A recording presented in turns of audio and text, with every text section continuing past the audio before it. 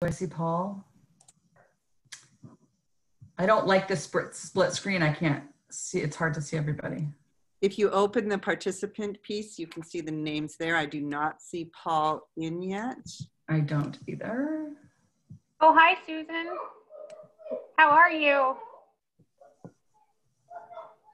Okay.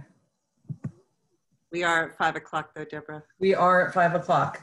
Okay. Oh, and now I can, sorry, technical difficulties on my little laptop. I wanted to have both Zoom and Board Docs open so I could actually follow an agenda. Okay, so 5 o'clock. I believe that, yeah, we do have all the board members and administrative team present. I am, oh, do we record these or should I do a quick? Yes, they are recorded. They are recorded. Okay, so we don't need to do an attendance. Okay, so I'm looking for a motion to establish the agenda. So moved.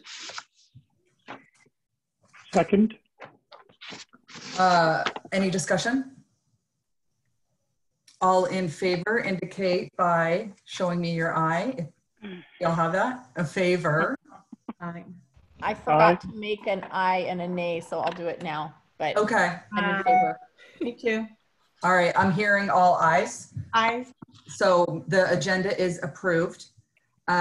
We will not be doing public input. I do just want to remind the community, for whoever's listening, that the board does receive all emails that to the board email address, that all 5 board members receive it, that we do in responding need to follow the rules of Open Public Meetings Act. So can't all necessarily respond creating a dialogue, but we all review it, and individual board members are welcome to reach out and reply in whatever way they see fit.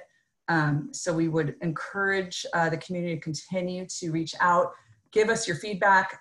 It matters. Please trust me that it matters. We talk about it all the time. Whether or not you feel like it's making a difference, it is, because it helps guide the administrative team in the decisions that are being made, and knowing whether or not things are working for our community and things that aren't. Both of those are really important to know. So that being said, moving on to our superintendent's report, Superintendent Kolaski. So welcome everyone. If you looked at our original schedule, tonight was supposed to be our spring. Every spring we do our linkage with the City Council, and not able to do that in this current setting. But the city and school leadership team did meet prior to school closure and prior to the city having to shut down everything as well. And we had a discussion about really the intent of the linkage was to go through all of the shared agreements that the school district and the city have. So of course we won't be able to have that discussion tonight, but because we do have new board directors who haven't had the opportunity to participate in one of our school director and city council linkages, I wanted to just go through them so you were aware of the agreements. Some of them we call interlocals, some of them are just an agreement. So just to take a look at these documents so you're aware of them all. The impact fees, this is something that has been in place since 2015. Prior to that, we did not collect impact fees. The collection of them is by the city, but as you can see, it's on behalf of the district. And the calculation of those is very complex. It does depend on housing and enrollment and where the enrollment is sitting. It is something that comes up as we do our capital projects report. And so that is something that comes to us, but then it also is something that the city council, as again, it's a pass-through for them, but they do see that document as well. Counseling services with the Youth and Family Services has been in agreement since 1996. We do bring that to the board. The director of YFS, Cindy Goodwin, in partnership with the last several years with our assistant soup, Fred Rundle, work on this. And that generally comes to the board in August as just an annual, here's what that agreement is for the counselors that are seated at our school sites. The pool is a city and school district collaborative. We also have a management company that runs the pool. And that one started in 2011, but did have an update last year. There were some changes to it, but mostly just around the pool management contract. The bus safety cameras is a partnership with the city law enforcement, and that's been in effect since 2016. The use of facilities and resources in the event of a public emergency. So this is an agreement that we have put in place to store some emergency supplies at Islander Middle School so that there is a north and a south storage place for these. We have an ongoing agreement on our sports fields, not including Northwood and Mercer Island High School. The Parks Department and Tony Kuhn work in collaboration on that agreement. And then the last one that hasn't been updated since 2010 is our school resource officer agreement. And the city approached the school district, gosh, about last year at this time, in wanting to rework through that. And it is something that it is in the works. However, I will say that that's been set aside somewhat as both the school district and the city are handling keeping a lot of other balls in the air right now. But the intent was to bring something to both the school district and the city sometime in this spring, fall. It could be a little bit later in the fall, of course, depending on their budget cycle, which is different than ours, and our budget cycle. So those are the main shared service agreements that we have between the city and the school district. Are there any questions? We do have Tony and Ty here as well, who can answer any detailed questions you might have. I'm not seeing any signs or waves.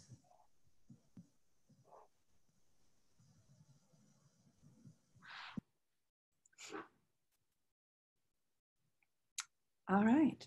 So now we'll move on to our update about our COVID-19 closure.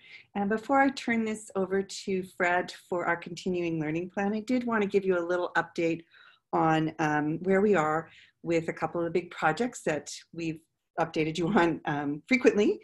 Food service, I just saw Carol. She probably is even back here in her office still. They are doing amazing work. The number of meals has literally doubled in the past 2 weeks. Now that they are serving breakfast and lunch, so that when families come, they get lunch for that day and breakfast for the next day. They are averaging about 500 meals a day. Today I was over with them for a little bit, and they had 260 participants. You double that, you're now over 500 meals that are being distributed to our families. And of course, we will do that through the end of our school year, which is June 19th. So just another huge shout out to our food service workers. And I do want to give kind of a public shout out to Marcus, who is one of our security liaisons at the high school. Marcus has been supporting our food service distribution at the high school. And today when I was there for a little bit, I know he knows all the high schoolers, but we have a lot of our younger students who are coming to the high school to pick up their meals as well.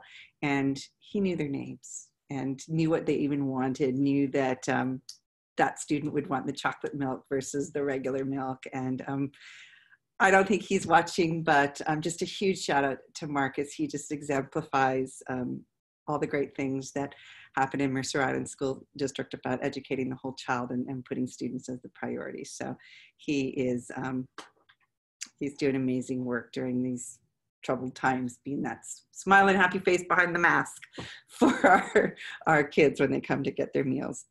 Quick update on childcare. As you know, we combined and collaborated with Boys and Girls Club, and the numbers are staying relatively about the same as they were when we combined. So they are continuing to serve our families that have expressed that need for that childcare, and we're going to continue to watch that because we know as things can change and evolve, we might need to adapt childcare as well. So that is the food service and the childcare. And just one other thing that we've been working, our sites have really been working on today, and we had our first kind of distribution at the middle school today. They were able to do a safe and relatively smooth pickup for families who needed to pick up items from the school that included any meds that were still in the nurse's office, instruments. We had a couple of our music teachers there helping out, getting instruments passed out. And there was something else, and I'm forgetting what it was. Fred, help me out. Do you remember what it was at the middle school? Medication. All of the different materials? Yes. So we had instruments, we have medication, anything that was really core or really important items for instruction. What we weren't focused on today were like locker contents and some of those other items that will come later. But it was really about what do students need to learn. So that our IMS was our first school, and they used the bus loop, and the report back was it went very well. And so we'll be moving forward with our other schools. We're not going to do them. We're going to really try and coordinate it across the district so it is safe, so we're not having problems with too many people congregating at the different areas. But we're going to give parents plenty of notice. Oh, special ed equipment. There was some special ed equipment that was distributed today as well. I just remembered what it was. Plenty of notice when they'll be able to come to their specific school to get student items. I think it will be a little bit more at the middle school, at the elementaries than at the middle school, because we will be trying to get some of the learning materials to students as well. All right, that being said, any questions on any of those things before we move into the continuing learning plan? So kudos to Fred here. We received the OSPI document, and Fred took that document, and it isn't as long, ours isn't as long, thank goodness, but used that kind of as the template for building the MISD continuing learning plan. And we've been able to add some components to this. It has evolved again very rapidly. I know the board received several emails from me this week as we were waiting for OSPI to weigh in on what they had promised us they were going to give us, which was going to be guidance when it came to grading. We know we had a lot of parents who were really pushing on make a decision. We had set our targeted date to make that decision as today. And so we are able to do that. And Fred's gonna walk you through the continuity of learning plan. We have the FAQs that went out recently for some questions that came from our PTAs at the sites.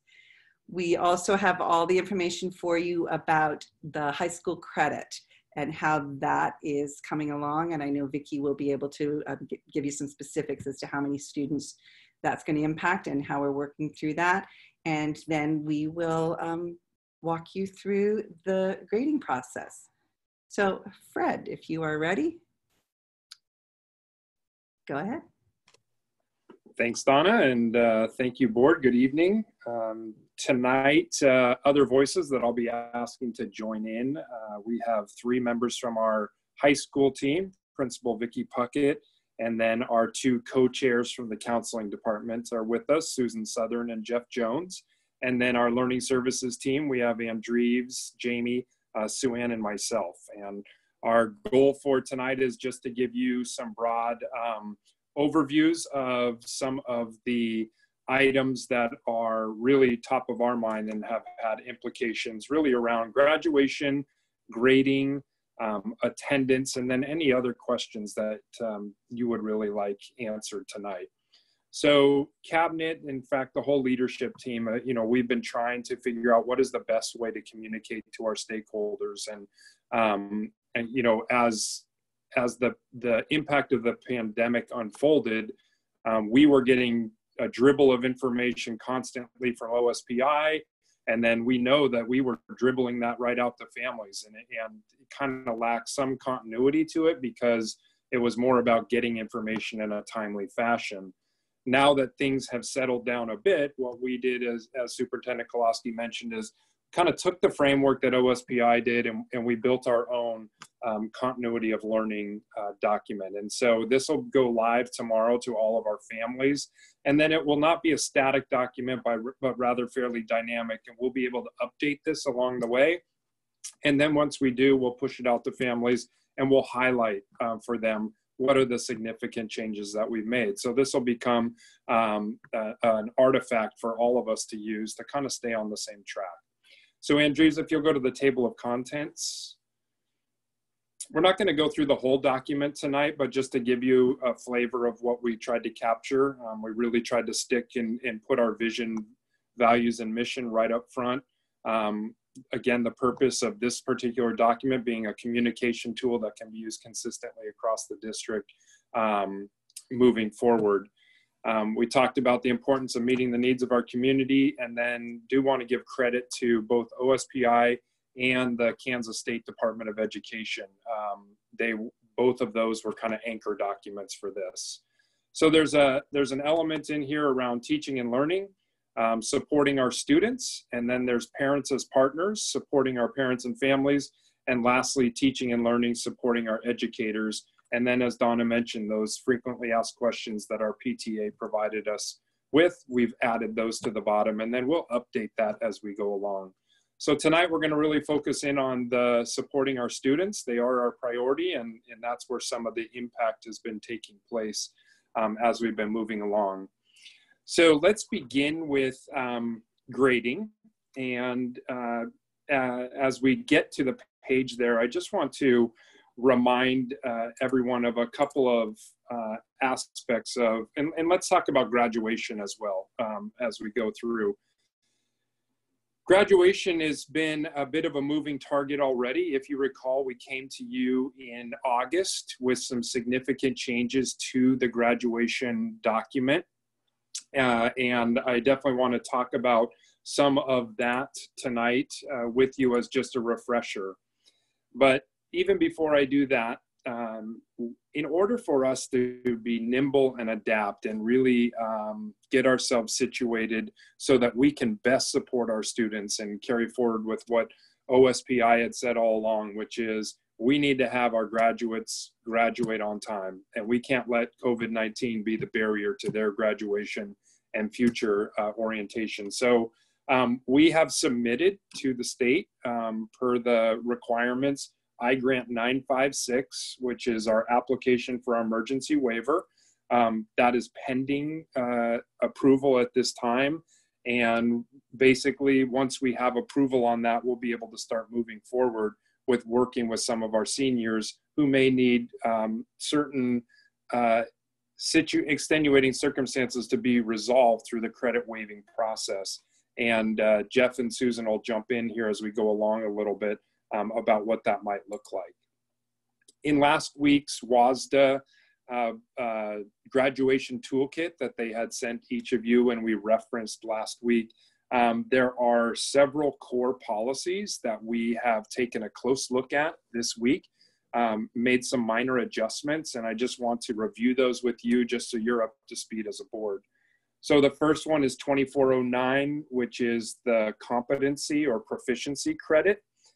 This is really a credit that allows the school district to award credit based on competency and not necessarily seat time or completion of classes. Formerly, this policy was really associated with just world languages. So if one of our students was multilingual and fluent in multiple languages, perhaps at home, their home language may have been Korean or Chinese or Spanish, then they could pass an equivalency exam and receive course credit rather than having to take those world language classes. And typically that was used so that students could free up time in their schedules to take other passion areas. And so 2409 was one that we expanded during this particular time period.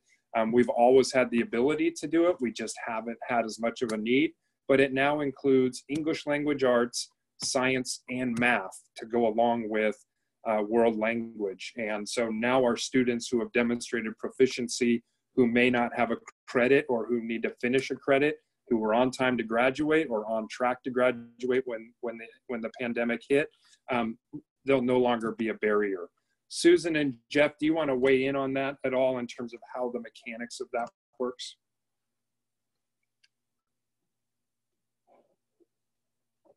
Yeah, I can jump in just in terms of, in general terms, is that once we get this solidified, our team, which will consist of our counselors, our administrators, and Fred, will get together to take a look at individual cases for students and determine how that standard of competency has been met, whether it's through a specific test score from an accepted test score, like it might be the SBAC score or something to that field. I think to add to that is dual credit, so courses that if a student had taken an art class and it's also a dual credit with CTE, we could try to waive the CTE based on that. So there's a lot of creative ways that we can look at all of it. 2410 is our general high school graduation requirement credit change. This is the one we brought to you in August, and this reflected the change in state law. I think it was House Bill 1599, if I recall correctly. And it really outlines what are the minimum requirements that a student must meet in order to successfully graduate from a Washington high school. And there are three core pillars. Jen McClellan, Jamie Prescott, and I will come back. We're going to delay it a little bit because of these other important factors, but we'll come back and explain some of this in greater detail at a future board meeting. But in essence, there are three pillars to graduating high school. The first is completing the 24 credits within the certain disciplines along with electives. The second is having a high school and beyond plan. And the third is demonstrating proficiency or meeting the requirements of one of 8 pathways. And so whereas it used to be using the SBA or high stakes tests to demonstrate proficiency, students now have one of 8 pathways. And tonight we won't get into that as much, but we are working within all of our, using all of the different levers, if you will, to make sure that all of our students can graduate. But that's an important policy for us to keep in mind. Whereas 2409, the one we just spoke about, the competency credit, is an administrative policy. By law, the high school graduation credit is a board policy. So any changes on that one requires your approval, and we'll always keep you up to speed on others. 2413 is another board policy, and this is the one that Susan was just referencing, and that has to do with equivalency credit. So some of our students were trying to get credits fulfilled when they take one class. So it's kind of a one for two exchange. So I might have a student who takes Intro to Robotics, and then they get a CCR credit towards graduation, as well as a math in certain circumstances, or music tech. I think that's a CCR as well as a fine arts credit at the same time. So while the student is only getting one numeric credit, they're fulfilling those credits towards graduation, which is really important in this time, because we may have a student who simply wasn't able to fulfill a credit, but if we can fulfill it using this equivalency, we can make sure that they graduate on time. now that I probably totally butchered it and didn't explain it in a great way, I'll turn it over to the counselors again, because they can probably provide some better examples for you. I think you did a good job there, Fred. So, Yeah. so we do have a wonderfully rich dual credit program at the high school. And so we are looking at examples already of some of the students that may need that. So again, in the areas of CTE, in the areas of art, CTE, actually our department is wonderfully diverse and is represented almost in every other department. And so I think that we can certainly look at that as a viable option. And then the last one is 2418, another board policy. And this is one, none of these have been new policies that are necessarily updated, but they're just references again for you.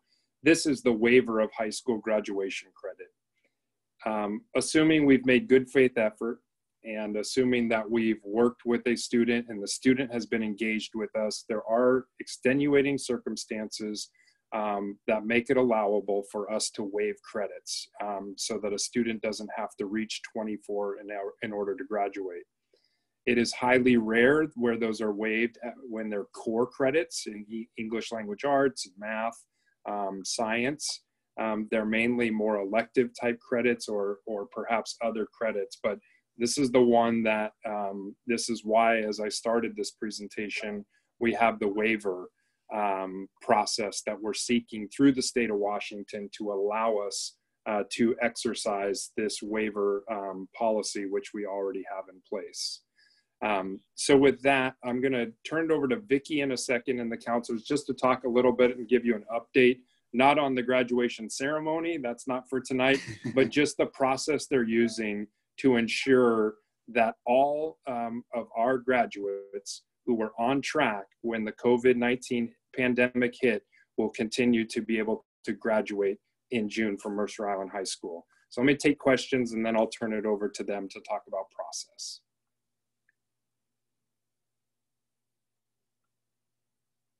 Are there any questions from the board directors on the waivers and the specifics of the graduation requirements before we move into how it's working for our seniors?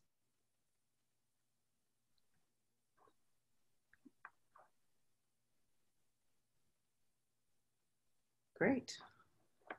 It's riveting stuff, I know. Let me kick it over to you, Vicki, and have you talk a little bit about process on how you've worked from day one to be attending to our students and get them across the finish line. So thank you very much, Fred, for just the quick summary. I think number one, we have continued as a high school team. I want to give a lot of credit to our counselors who have worked many hours in tracking our students. So normally, in the normal process of not during the time of COVID, this is the time of year when we are working with what we call the worry list. And the worry list is seniors that we typically are seeing that are not on track for graduation. We're making phone calls to their parents. We're sending letters to their parents and to them. We're calling them in to find out what can we do to help support you as you finish the year so that you can walk for graduation. And we're putting in, if they're not already on a plan for what to do earlier on in the year, which is typically the counselors are typically the professionals who handle that with our associate principals, then what we're doing is we are putting together a plan to help them. So during this COVID-19, obviously there's been a lot of debate about what does that look like in terms of helping these students get across the line. And we do have, as Fred mentioned, the waiver possibility through the State Board of Education. And we are looking right now at the list of students that, that would meet those qualifications or that criteria to be considered for that. And I'd like to just turn it over to Jeff and Susan. I know, Jeff, you've been tracking, working with teachers and with administrators, and maybe you could just share with the board that process and what you've done in terms of collecting that information.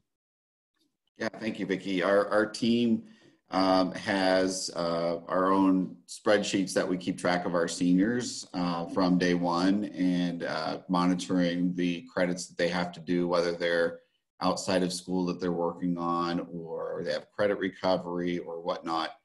And as the year goes by, we have students that are highlighted either in yellow or red, and the yellows are sometimes kids that have just a few, you know, minor things that they might need to take care of, whether it's like a PE waiver or whatnot. And those students that are more the at-risk are in the red. And what we as a team have done is identified who those kids are early.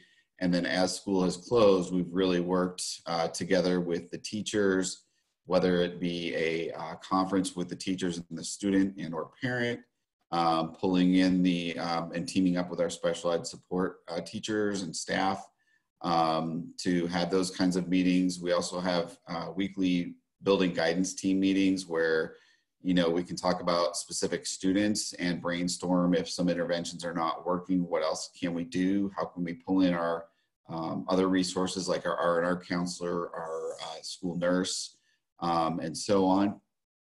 And then most recently, as Vicki alluded to, we did create a Google sheet for our teachers to use to indicate who the at-risk students were. So students that were in danger of failing, and it's typically done only for seniors, but we've done it for all of our students. And it's provided really good data, particularly for our students, our seniors. But we're just making sure with those seniors that we are really making a lot of efforts to outreach. Some of the families and students we're having weekly meetings with to make sure we're holding them accountable, but also making sure that they're getting the support that they need. And then tomorrow, our team is going to meet with our online web teachers to make sure, again, that's another layer of making sure we're not missing any students. With the COVID closure, some of our students have really struggled with the online courses they've been working on through our district. And many of those kids are needing those courses for credit recovery, and a good chunk of them are seniors. So we're just trying to build in, as we go along, these extra layers of support so that no student, no senior is left behind. We want all of our students to graduate. I might add that with some of the waivers that the law already allows, principals are allowed to do waivers for PE credits. And there was a question, I think, earlier on about what are we doing with the students who use spring sports as part of their PE credit because spring sports was canceled. So we are waiving all of those credits for seniors, and we're even looking at juniors, because we know that if juniors are going to have a full schedule next year and they had planned on this PE credit, partial credit for their PE for the sports season, we're going to be looking at them as well, so that the COVID-19 does not affect them in a negative kind of way. I would like to add that in terms of the social emotional support that the seniors and all the other students are getting, the youth and family counselors, Chris and Ariel, have been instrumental, you know, at providing that support. We've got a lot of students, a lot of seniors that are doing childcare, that are, you know, having extra responsibilities on top of trying to graduate. And so they have been very instrumental as well. So I have two questions. Is this an okay time to ask? Am I on? Absolutely. Okay. One question I had was just if there are any families that feel like their kid is falling through the cracks, like they have a senior who maybe is struggling or is, you know, has not been sort of checked up on as much as they would like, who is the correct person for them to reach out to? Ideally, it would be their alpha counselor. Okay. Yeah, and then we can go from there and try to figure out what support they might need. Okay, great. Thank you. That was one. And the other question was, is anybody talking yet about the possibility of doing online PE next year during the school year? Being very optimistic and saying hopefully we will be going back to school in a physical building in the fall. I know there will still be kids that were kind of counting on their sports PE credits, you know, partial credits, or maybe they were counting on doing PE over the summer, but now they have to do something else over the summer because of what's been happening this year. You know, maybe they're helping with their little siblings at home, that kind of thing. Just something that I've heard from a few parents, and that just, if you haven't thought of it yet, maybe that might be something to think about, whether even once we're back in the building, kids will be still trying to catch up, and just to kind of think ahead, because especially right now, the longer they're at home, the more important it is for them to have a really good motivation to do, you know, physical activity at home. I think, speaking of, as a parent of two high school students who are kind of growing into the couch, you know, sort of melding, becoming one with the couch right now. So both while we're still home and then after we get back, just, you know, any flexibility that's possible to kind of build into the system, I'm sure would be appreciated. That's it. So Maggie, this is Vicki. We already do that. There is that students are taking online throughout the year already. Okay. Okay. And, typically in summer school, we typically offer online PE and also online health. So those are some of the courses that the kids try to get off their checklist so that they can take some of the other courses. So certainly we will see probably an influx. I think where we're going to be exercising flexibility, particularly with the juniors, is because we know that they had a plan of a seven hardcore classes, and not to say that PE isn't hardcore, but 7 classes full schedule their senior year, and had planned on this spring with that that sport. So yeah. Thank you.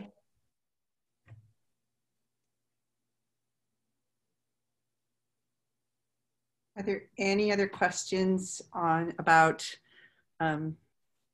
getting our seniors across that line?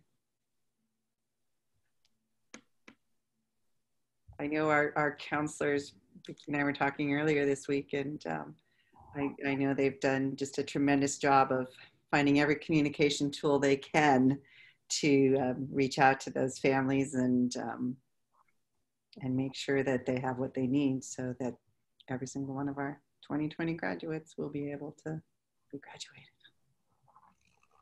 Actually, I have Brian, you can go ahead.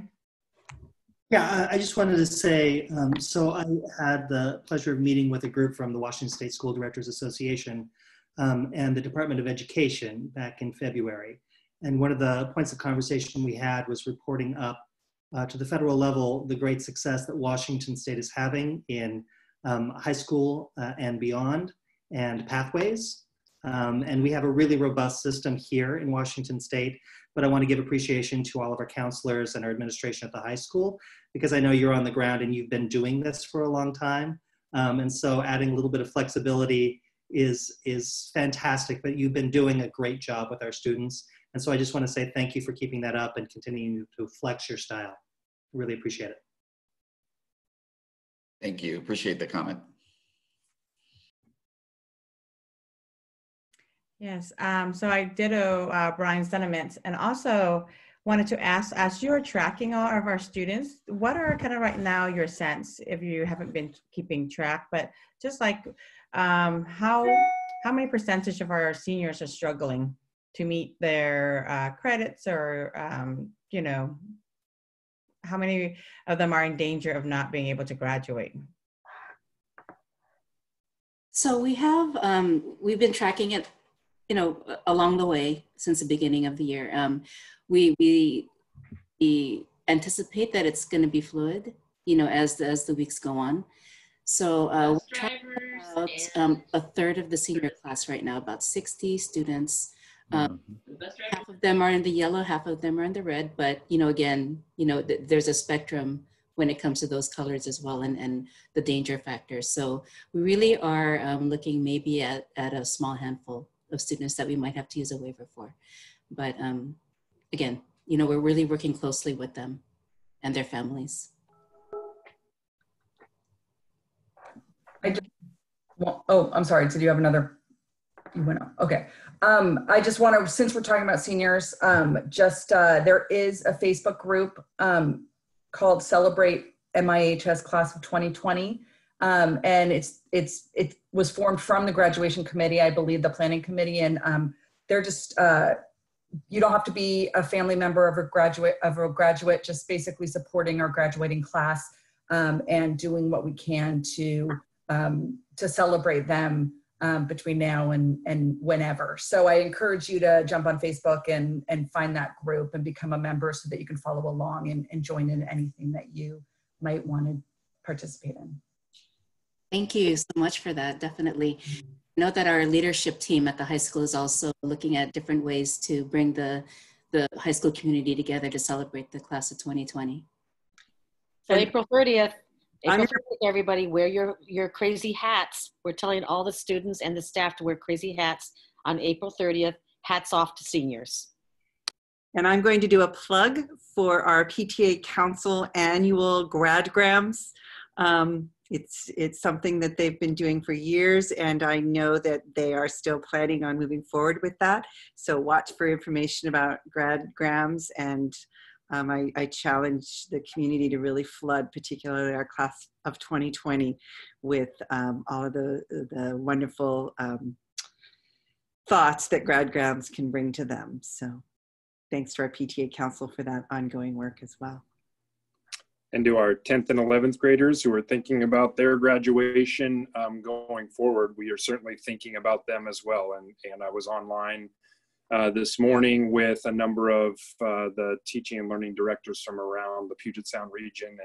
And, you know, the next conversation is around, well, what will waivers need to mean for some of these students? And I appreciated that our high school tonight had alerted you that we're already thinking about them. And whether or not those are PE credits or wherever they are, we need to make sure that we're being flexible in the future. And as they're thinking about their college admissions, last week we talked about some fireside chats that we're going to be hosting. We will have one on May 4th at 5 o'clock. We'll start publicizing it tomorrow. We'll have a fireside chat with members from our counseling team at the high school, as well as admissions counselors from, I have 3 commitments from around the Puget Sound region right now.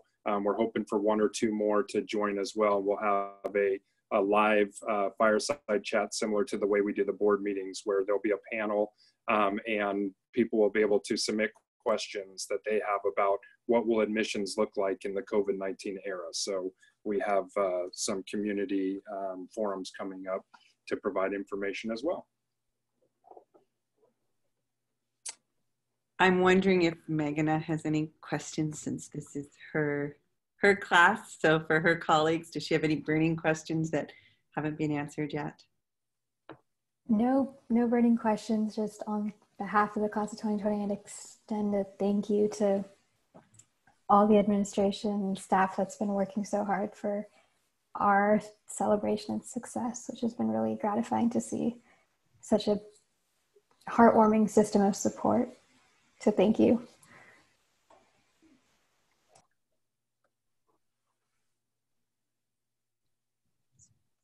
Any other questions on graduation credits and waivers?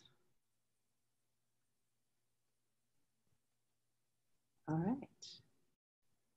Let's talk a little bit about attendance. Oh, sorry. So we're going to jump over. Oh, sorry, David. Sorry, I was looking for the space bar, didn't work for some reason. Real quick question around these waivers.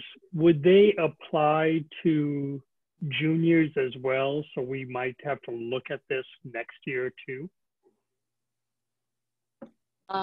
So for the waivers pertaining to PE credits, that is always in the law, it will remain in the law. It's not changing for looking at the juniors. And we have been thinking about the juniors and the situation that they're in too, because of their planning that they've done for the 4-year. And we're actually, you know, for freshmen and sophomore, we're going to be evaluating whether they can have room in their schedule and what their plan was.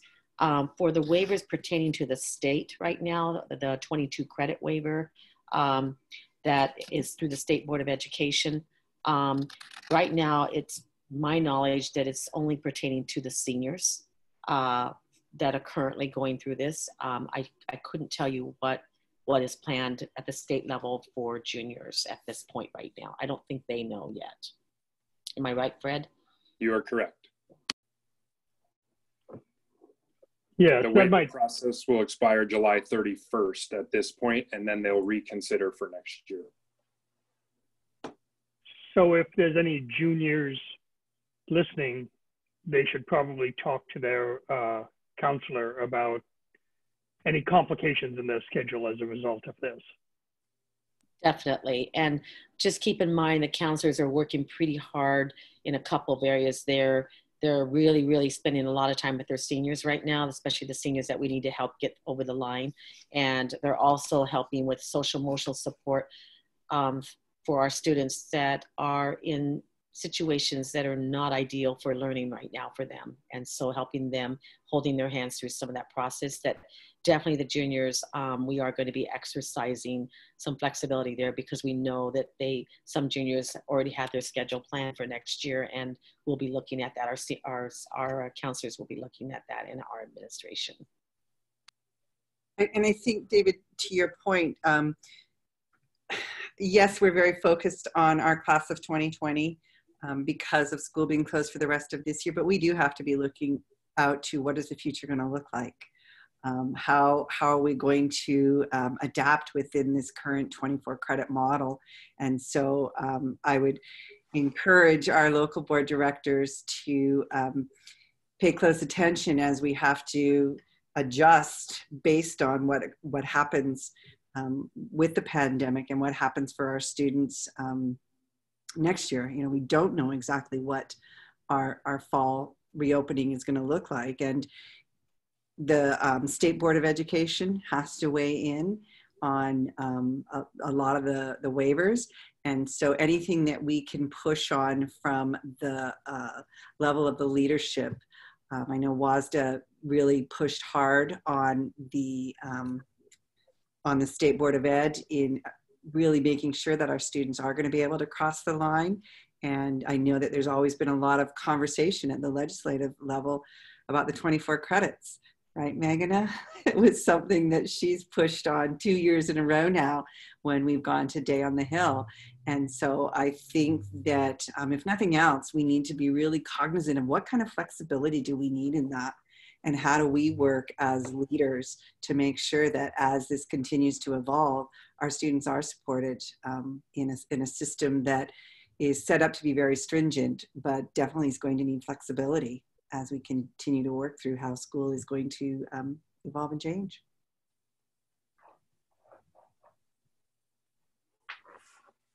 Any other questions on the graduation credits, waivers?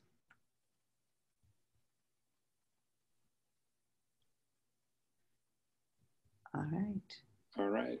Well, let's flip to attendance, and then we'll end with grading for this particular section of our report.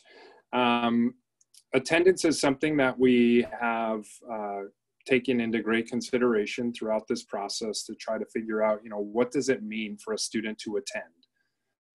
In our obvious brick and mortar setting, it's whether or not the student is in the classroom or not, and then, the teachers monitor the level of engagement, but this is a new reality. And so attendance is quite different, and yet it's the same in many ways. And so at all three levels, we came to the agreement that attendance would be really put on a 3-point rating. And instead of saying whether or not a student was there for the Zoom meeting or not, and that's how we're going to take attendance, or had they logged, 4 hours of Schoology time in order to get this or that, we decided to think about it more holistically.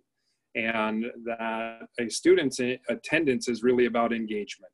And engagement for a student who is overseas right now might look different from a student who is right here on Mercer Island, or a student who may have disabilities and they're attending several different Zoom meetings with a special education teacher. That could look different as well. So what we decided is that it's really the totality of a student's engagement that we're going to be looking at, and we're going to be measuring it on a weekly basis. So each Friday, students will have a rating, and the rating is a simple 3, 2, or 1. If they've been attending, and that meaning they're checking Schoology, they have a presence in their Zoom meetings, they are emailing their teacher, they're turning in assignments, and it's not all of those, but it's making that effort to continue with the learning process, then they have a 3, which means they've been attending. If they've needed outreach by a counselor, by the teacher to remind them to come to the next Zoom meeting, or they're needing that prompting, then they're gonna have a 2. And a 1 then is we're having trouble reaching the student at all, and they're not attending, they're not turning in assignments, and they're not working, or they're not making that progress that we'd like them to. And the reason why we wanted to set it up this way is so that we can then think about intervention right away. We can pull a quick report from the week, know who those 1s were, and work with those teachers right away to determine, or with the teachers and our counseling teams, our registrars, our principals, to start thinking about how do we intervene for these students. And our new attendance coordinator, Kayla Lewis, I've been on numerous chats with her today because we're already chasing down some students, and in a good way, because we're really trying to find those students who aren't attending. Anecdotally, we are hearing that our students are attending the Zoom conferences to the open sessions at just an unbelievable rate. The Schoology use is off the charts right now. Clay, one of our instructional technology coaches, sent us some metrics yesterday, and just where we were a year ago with Schoology use to where it is now, both on the teacher side and the student side, is really remarkable. And so when we continue to try to find those wins and think about how can we improve education through this pandemic, I think we're seeing evidence of that in some of these ways. And the other one would be just the simple agreement from our entire district that this is going to be more of a standards-based grading for attendance and not simply a binary whether or not they were there or not. So that's kind of how attendance is going to be working, and that will be at all 3 levels. I'll take some questions, or the team can take questions, or any of learning services or Principal Puckett, counselors, weigh in, please. I am just going to remind the board directors that attendance is not going to be impacting our apportionment for this school year. So I know that that's always something that is really critical for us because it ties to budget, but that is not a concern in our attendance in this setup that we put in place. Our concern here is are our students engaged, and how do we make sure that they have what they need to continue in their learning. Fred, I love that you mentioned that this is for our evaluation usage, that when we look at this, we know which students we really need to provide additional support. And so I just want to clarify whether students' engagement is going to have an impact on their grades.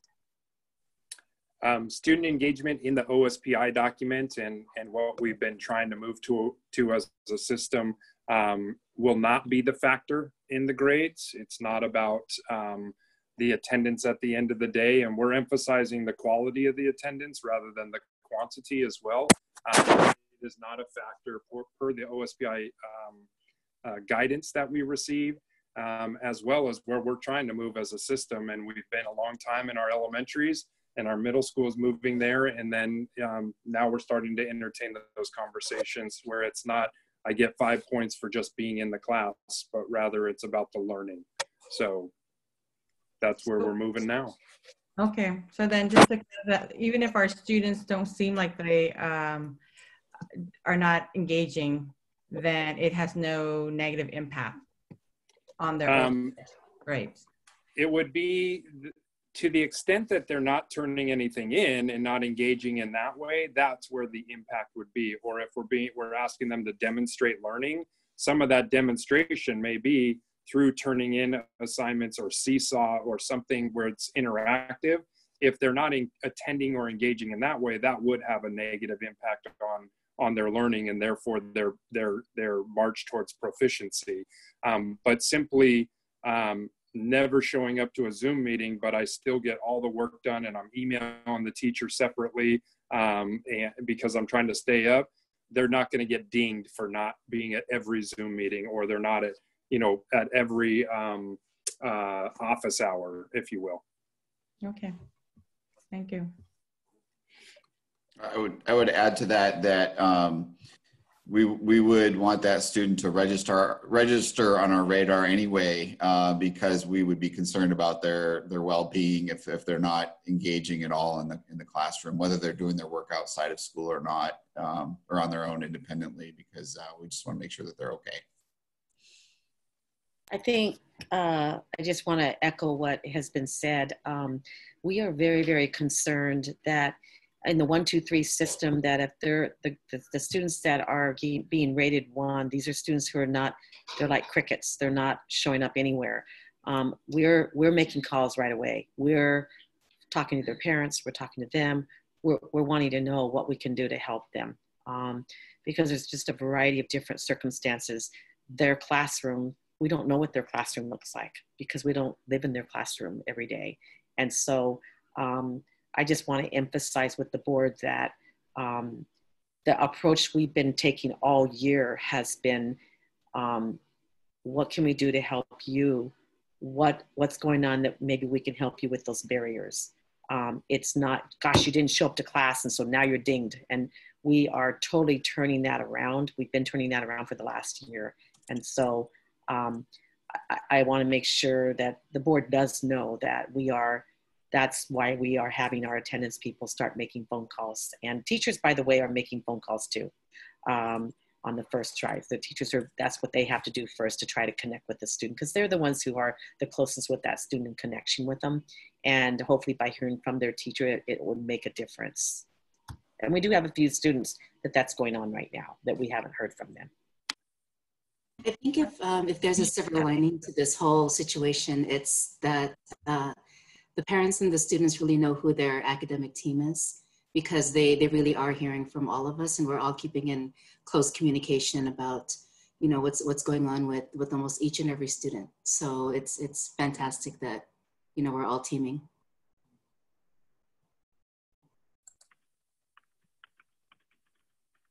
And just to reiterate, I think it was Maggie Tai who made the point and asked the question that if parents or students are hearing this and feeling like they're not getting what they need, sounds like their Alpha counselor is a person to reach out to, if not their classroom teacher.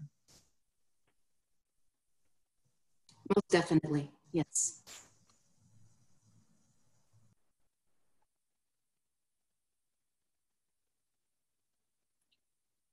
So is there going to be a takeaway for kids that attendance doesn't really matter and that they shouldn't attend the online classes? I guess maybe I could answer that.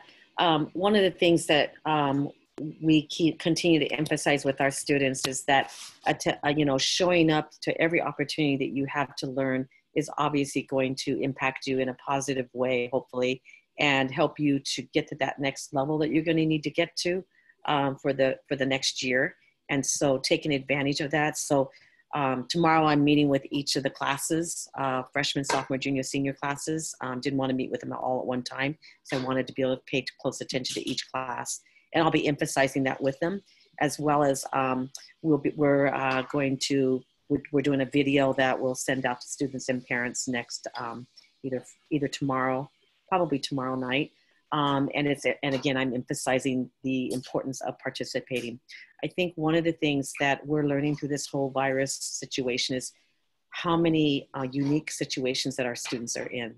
While we thought we knew many of the unique situations, I've actually had students call me and tell me how worried they are about how they're going to get through because they're taking care of children, because they're the oldest in the household. They're running errands for their parents. We also had several students in one class that I talked to reported that their parents made them sign up for more online classes.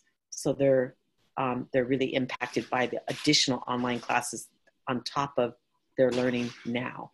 And so So we're hoping to also provide some guidance for our students about what's going to help them be successful during this time. And that's one of them, is showing up to the virtual meetings. It does feel like we run the risk that people will find other online courses as opposed to this that we're offering if there's no accountability around attendance. And then, I mean, we did read ahead to grades, so we know how grades are going to work. So there's little differentiation. There's not going to be any differentiation for kids who attend everything versus the kids who don't. And there's not going to be a lot of differentiation based on what you hand in. So it feels a little strange right now that we aren't setting discipline and accountability as one of our mantras for kids and ensuring that they are learning. David? David, I think one of the hard part, as I look at it from my lenses as a principal, is none of our students asked for this kind of a situation. You as parents didn't ask for this. We as staff members didn't ask for this. And so, how am I going to consequent a student who has been in a situation where they have to help take care of their siblings now? And then I think that's the hard part, is how do I work with students where they are in different situations and their classroom settings. I've got some students that are sitting outside to take their classes because their household doesn't allow them to be able to, they don't have a bedroom. They're sharing rooms, and it's too noisy in the household because there's younger siblings. So there's things like that we have to figure out in this time of sensitivity. And I think maybe to my negative side is I'm being overly sensitive, but I'm being overly sensitive because I'm the one hearing some of these stories from some of our students. And so I hear what you're saying about a little bit about where's that accountability piece and some of those pieces, but I'm also really, really concerned about the students and what they're being put in right now by no fault of their own. And do I consequent them for that because they didn't show up to a virtual learning class? And so what we're doing is our teachers are reaching out so many different ways. That's why the high school schedule is the way it's set, is because we're trying to build in different ways that we can reach out to students both individually and maybe in smaller groupings.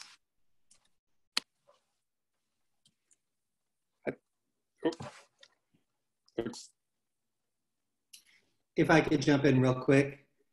Under the guidance from OSPI, it's an OSPI rule that attendance will not be a factor in the grading.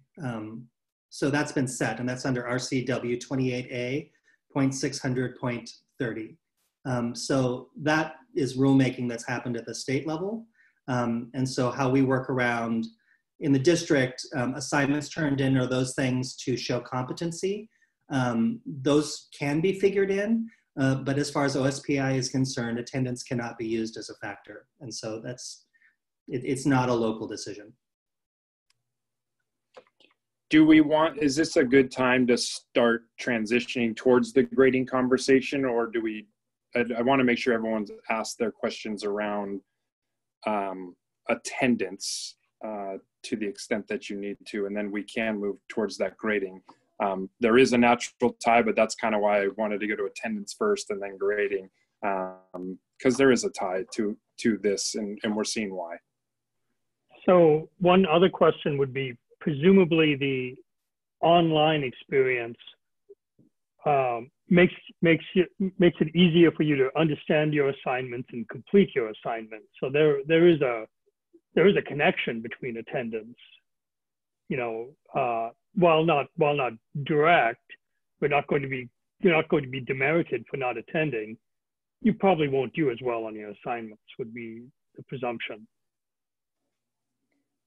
And I would just take it. I think for me, the layer, and Andrews has scrolled us to this. We talked about this at a couple board meetings ago.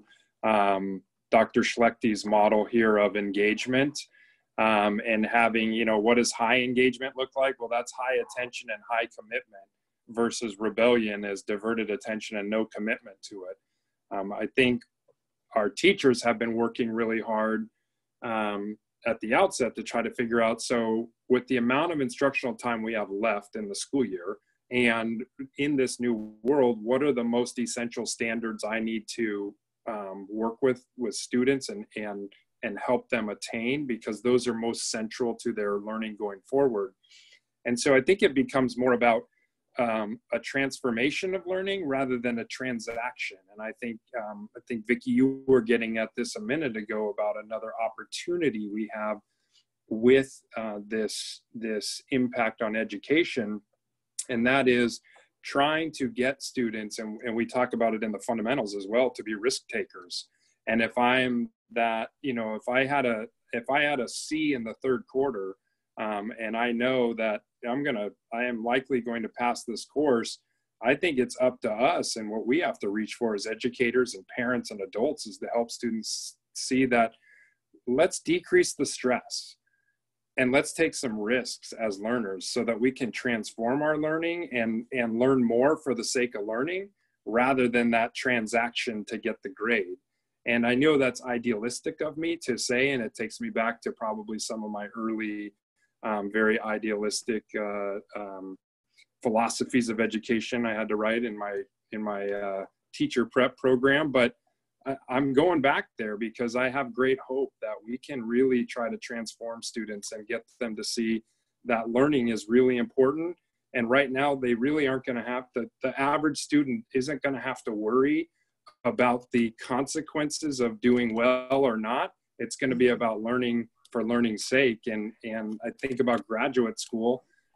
Graduate school is all about turning in assignments over and over and over until you get it right, because there's a proficiency you have to meet. It's not about a grade at the end. And I think we have a chance to move there as well and give kids multiple opportunities on some things. But to your point, Director D'Souza, for those students who aren't attending and aren't doing well, what are we going to do to step in and help intervene in a really unique and different way, especially as we shift into this grading conversation? If they have an incomplete, it becomes an adult issue to try to intervene and help support that student because they can't fail. So it's up to us to continue to help them to get to that incomplete transferred over. So it is going to be a really interesting time right now as we move forward. Fred, could I add a quick anecdote? Please. Our radio station teacher, Joe Bryant, just sent an email that our students had made. It's about a 16-minute YouTube video. And it was basically asking a variety of students, what are they doing while they're not in school? And overwhelmingly, the students were talking about things that they had never done before or had very little experience with that they are now doing. One of the students that's on my caseload, he said he self-taught how to play a harmonica, and he did a riff on Piano Man, which I was like, okay, that kid knows Billy Joel. That's surprising because that's in my generation. But anyway, the point is that my hope is that kids will develop resiliency during this time and do things where they're learning for the sake of learning, you know, because they're doing that right now outside of school activities. And hopefully now, like Fred is saying, they'll be willing to take more risks so that when they come back to school, we reopen, that it's more about that intrinsic value of learning as opposed to the extrinsic. It really provides them a safe place to take some risks, perhaps fail, and try it a different or a new way. And we're going to support as best we can in this remote environment. I do think I saw Tam's hand up, so I want to make sure that she has an opportunity to weigh in before Fred moves on to the grading piece. Tam? Yeah, thank you, Donna. I think, Fred, like you said, how we view this is going to impact how we view the grading that you guys will probably present later. And I just want to, David, kind of my perspective on this. as an educator, I totally know about accountability and how during this time, you know, when we talk about student accountability, we assume that they have the control in, you know, being able to be present, being able to engage. But we realize that during this time, if students are so traumatized, they're not going to have the emotional, mental capacity to be engaged. If our system is not consistent, right, it's going to make it harder for them to engage.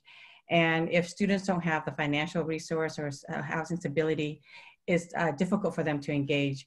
And so I am there with you about accountability for students, but during this time, can we really hold students accountable during this time? So a lot of my way of thinking of how we address this is really COVID specific.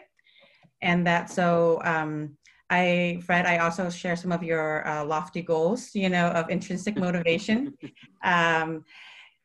But then it's a balance, right? And so, but during this time, I really feel that a lot of things, like Vicki said, is out of our students' control. And even if they want to be accountable, emotionally, mentally, physically, sometimes they just can't. And if we really take that no harm lens, you know, during this time, can we hold them accountable for their engagement? So that's just it. I want to kind of add on and just give my 2 cents. It's interesting to hear that purpose for education graduate school is proficiency, because that's the exact opposite of my experience in law school is, you know, this one high stakes test at the end and that's your grade and you have a bad day and oh well. And I guess the bar exam as well. And, you know, that doesn't serve any purpose except stress out our students. And it doesn't, you know, I mean, it benefits one type of learner.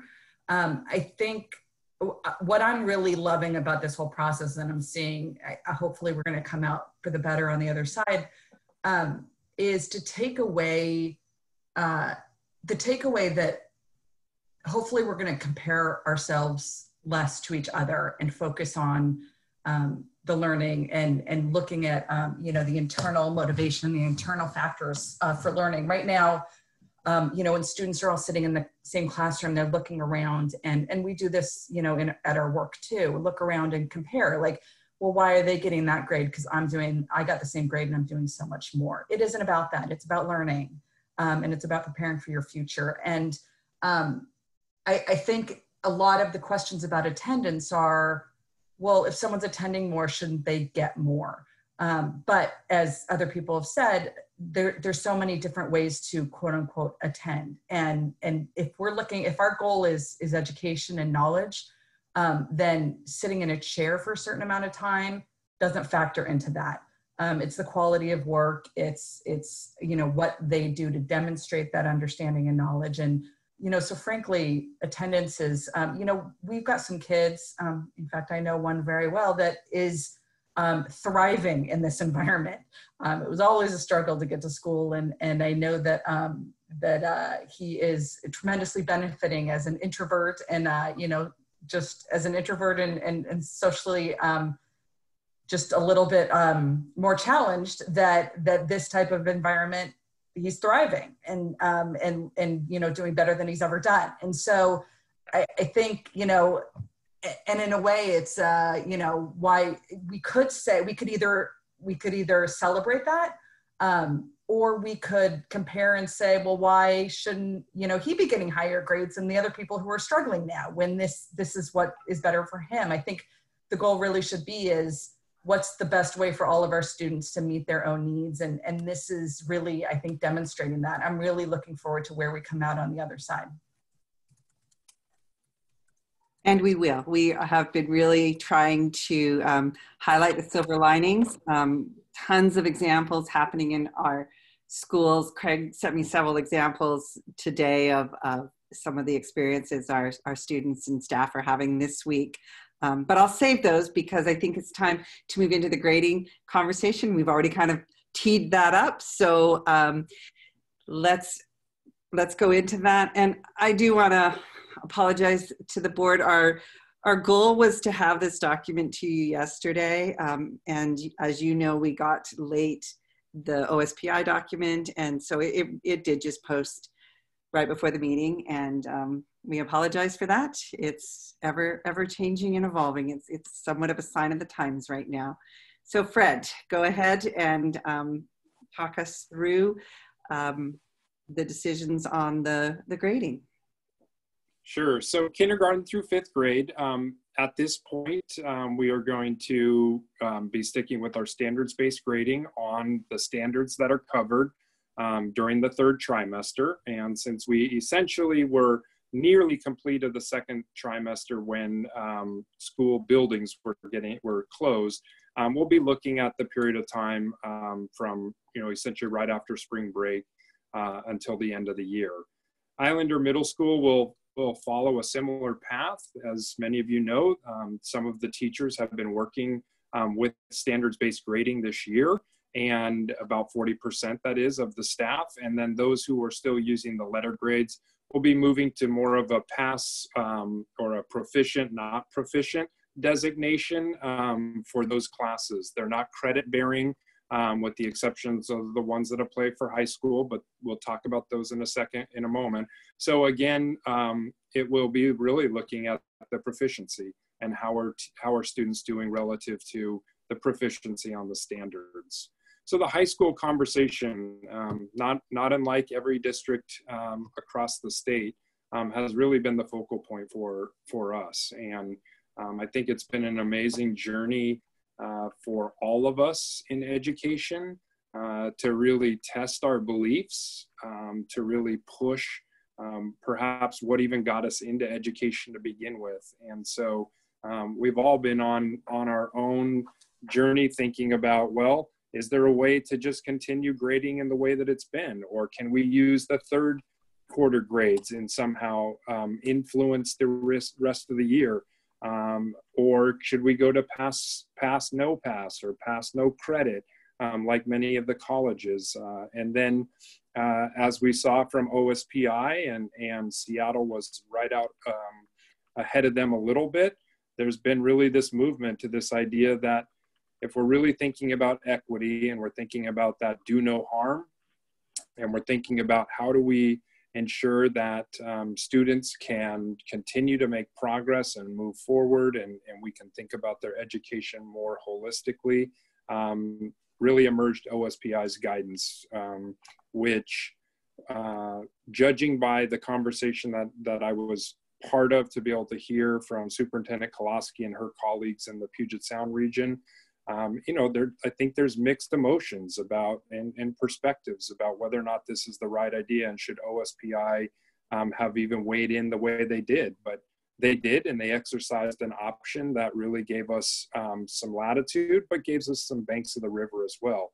And as you saw, if you have read the full OSPI document, it's essentially students cannot be failed, period.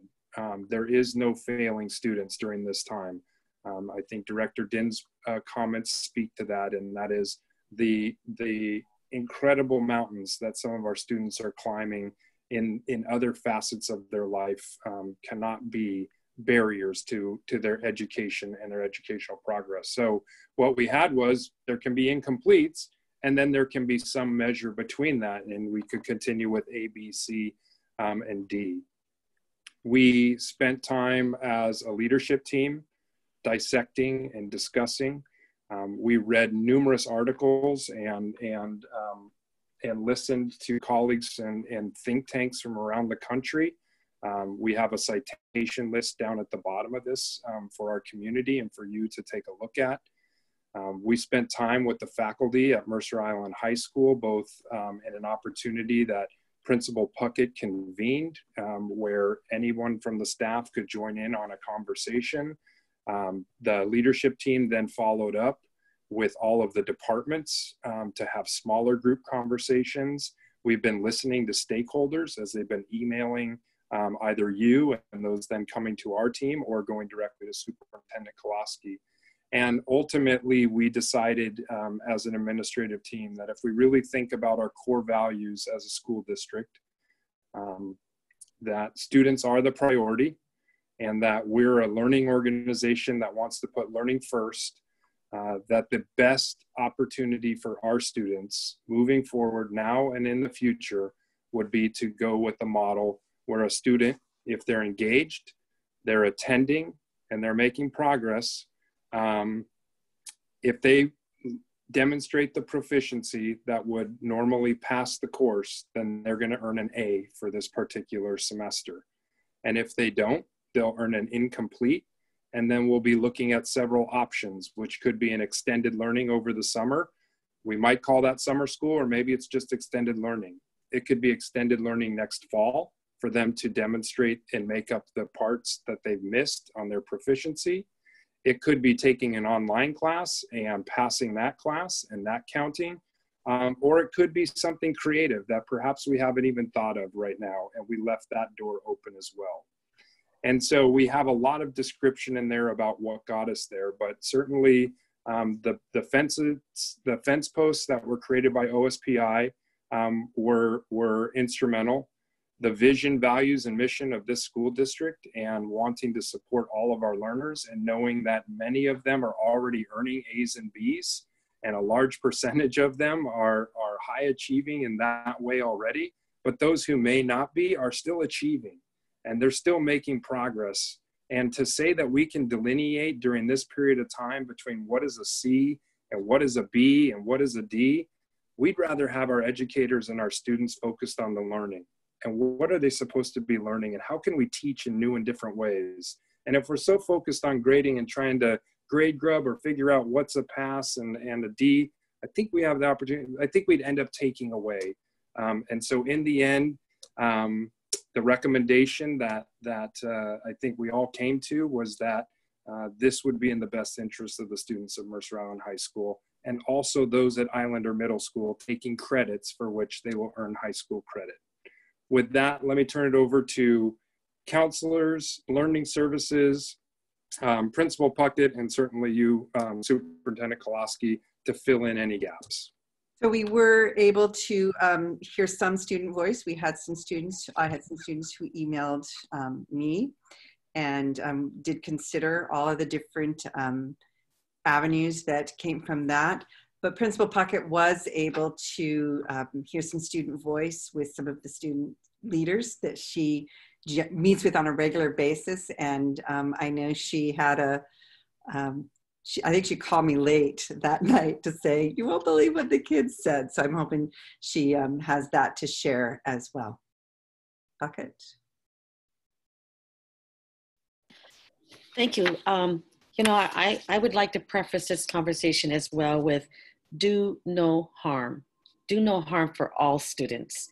And when OSPI gave us the 4 choices, the choice that that we all fell on that would be do no harm is the first choice, A or an incomplete. And so I have some letters, and I'm just going to quickly read a couple of them, and I'll keep it brief. I asked permission from the students, but I'm not going to use their name. Just to share what was. Hi, Ms. Puckett. I want to thank you for giving us your time to update the leadership class and address our questions. As a student, I fully support you for making the decision to implement the A/incomplete grading system. I read the AWSP memo and Dr. Rustin's article, and I believe their views wholeheartedly support the MISD mission for making students the priority. In these uncertain times, students such as myself have had to juggle new responsibilities at home, in addition to the overwhelming stress of the online learning. As a junior, I have been concerned with grades and how these unforeseen circumstances will impact me this semester. The method is the most fair option for all students experienced during this troubling time. I believe you are making the right choice with this system, and echoing Dr. Rustin, there is no harm done. Second student wrote, after listening to what you and the administration were thinking of doing with converting past grades to A's, I found myself doubtful at the very beginning. Then after hearing you explain more detail and the why behind this idea and how it would work for students, I certainly felt on board, Puckett. I realized that this is about supporting students who are in positions where there are roadblocks to online learning and learning in general during the COVID-19 pandemic. This is a super compassionate and supportive solution to accommodate all students.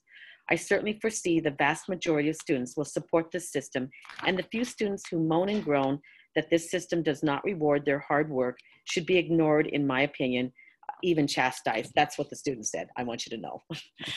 This is not about just them, and their complaints are very selfish. I, for one, have good grades and consider myself a hard worker, but I do not feel that my hard work is for nothing because all my grades would be automatic A's.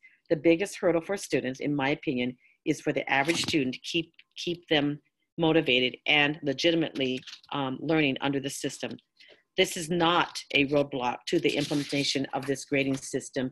It is merely a byproduct that could be remediated over time. This should not be an impediment for the system to move forward, however. I want to thank you for your incredible generosity, Puckett, and your hard work for our school. Wishing you the best. So those are two letters. Megan and Paul are on this meeting, and I'm just wanted to give Megan and Paul an opportunity. I had an opportunity to spend some time with both of them. So Megan and Paul, do you want to add anything to from the student perspective? I think mainly if students were to push back on this, it would be in regards to, you know, grade inflation and devaluing the A grade. But I think, you know, providing the rationale that Puckett was talking about is effective in explaining the situation. And I think students in general are quite understanding of the situation. I mean, I would agree that, I mean, one of the complaints is that obviously the devalue or just the devalue of hard work in general. But I agree with the sentiment of do no harm. I mean, we can't put any of our students at a disadvantage during this time. And with grading in general, like looking at the other options like A, B, C, and D, it would be so hard for our teachers to like differentiate all of these students' work and put them into a letter grade. And I mean, I think the A and incomplete, well, I mean, it's a little bit of a weird situation for students because you have to stay motivated the whole time, even though you know that you might not have to put your best work into everything. I think we kind of just need to, as a community, a student community, accept the sentiment and just learn to learn in this situation. Thank you. One of the other pieces that we did in just talking about the grading that I wanted to share a little bit of data with you. So one of the teachers brought up, well, how much % of our students going into this semester were already getting A's, A's and B's, and A's, B plus. So I went back and did some research with our data specialist for our district, and I looked at last year's data, and then I looked at this first semester's data. And so out of 9,560 grades, okay, so remember each kid has 6 to 7 grades. So this is by grades. We had 6,580 of those grades were A's, A minuses, or B pluses. And then I wanted to look at, okay, so I want to make sure I'm looking at what's going on with our different students of color and what's going on with our free and reduced population in terms of how this might affect them, and do we need to put some special things in place. And in looking at the ethnicity, our highest group, of course, you know, we had 1,410 grades were represented out of 1,870 grades that were earned by students who were Asian, and that was 75% of the grades that were represented by Asians were A minus, A, and B plus. And then white Caucasian was 68% of the grades were represented A's, A minus, or B plus. Then I looked at free and reduced lunch versus paid lunches. So that doesn't count the students that go off to McDonald's and off campus. It's just students who are in the cafeteria paying for the lunch as a paid customer, and then the students who are on free and reduced. And when I looked at that population, we had, for free and reduced, we had 50.8% of the grades that were represented by free and reduced students were B plus, A minus, or A. And then for the paid, it was 69%. So roughly, when you look at the overall school, and oh, by the way, I looked at this data for the previous year as well, very similar, not a whole lot different. When you look at this data and you look at how many grades students received that were either A minus, or B plus, it was roughly 69% of our student population going into this year, into second semester, were already earning A minus to B plus. So I just thought that was kind of interesting data to share a little bit about as we reflect on as we reflect on this. Thank you, Puckett.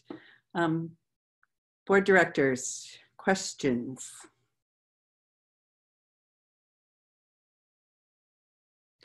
Yeah, first of all, I would just like to clarify, is this something that the board is going to need to / be able to vote on, or is this just part of our overall emergency response? It seems like a pretty big decision, and given that we get to vote on things like the adoption of, a middle grade novel, like it seems like a fairly significant thing for us to not get to weigh in on officially as a group.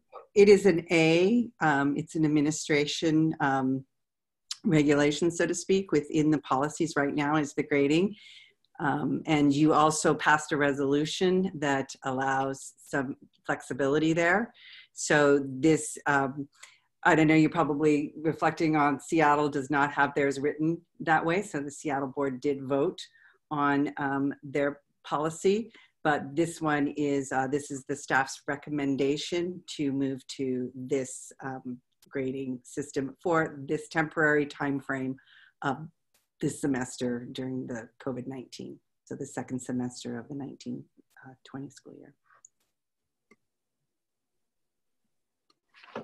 Some districts have it as an administrative policy. Some have it as a board policy. We've just typically had it, well, we have had it as an administrative policy in our school district, at least since I've been in the district over time. Usually it hasn't come needing this much of a change. Obviously these are extenuating circumstances, but I think that's why Superintendent Kolaski wanted to be fully transparent with you, the school board, and wanted us to spend a lot of time on it with you tonight.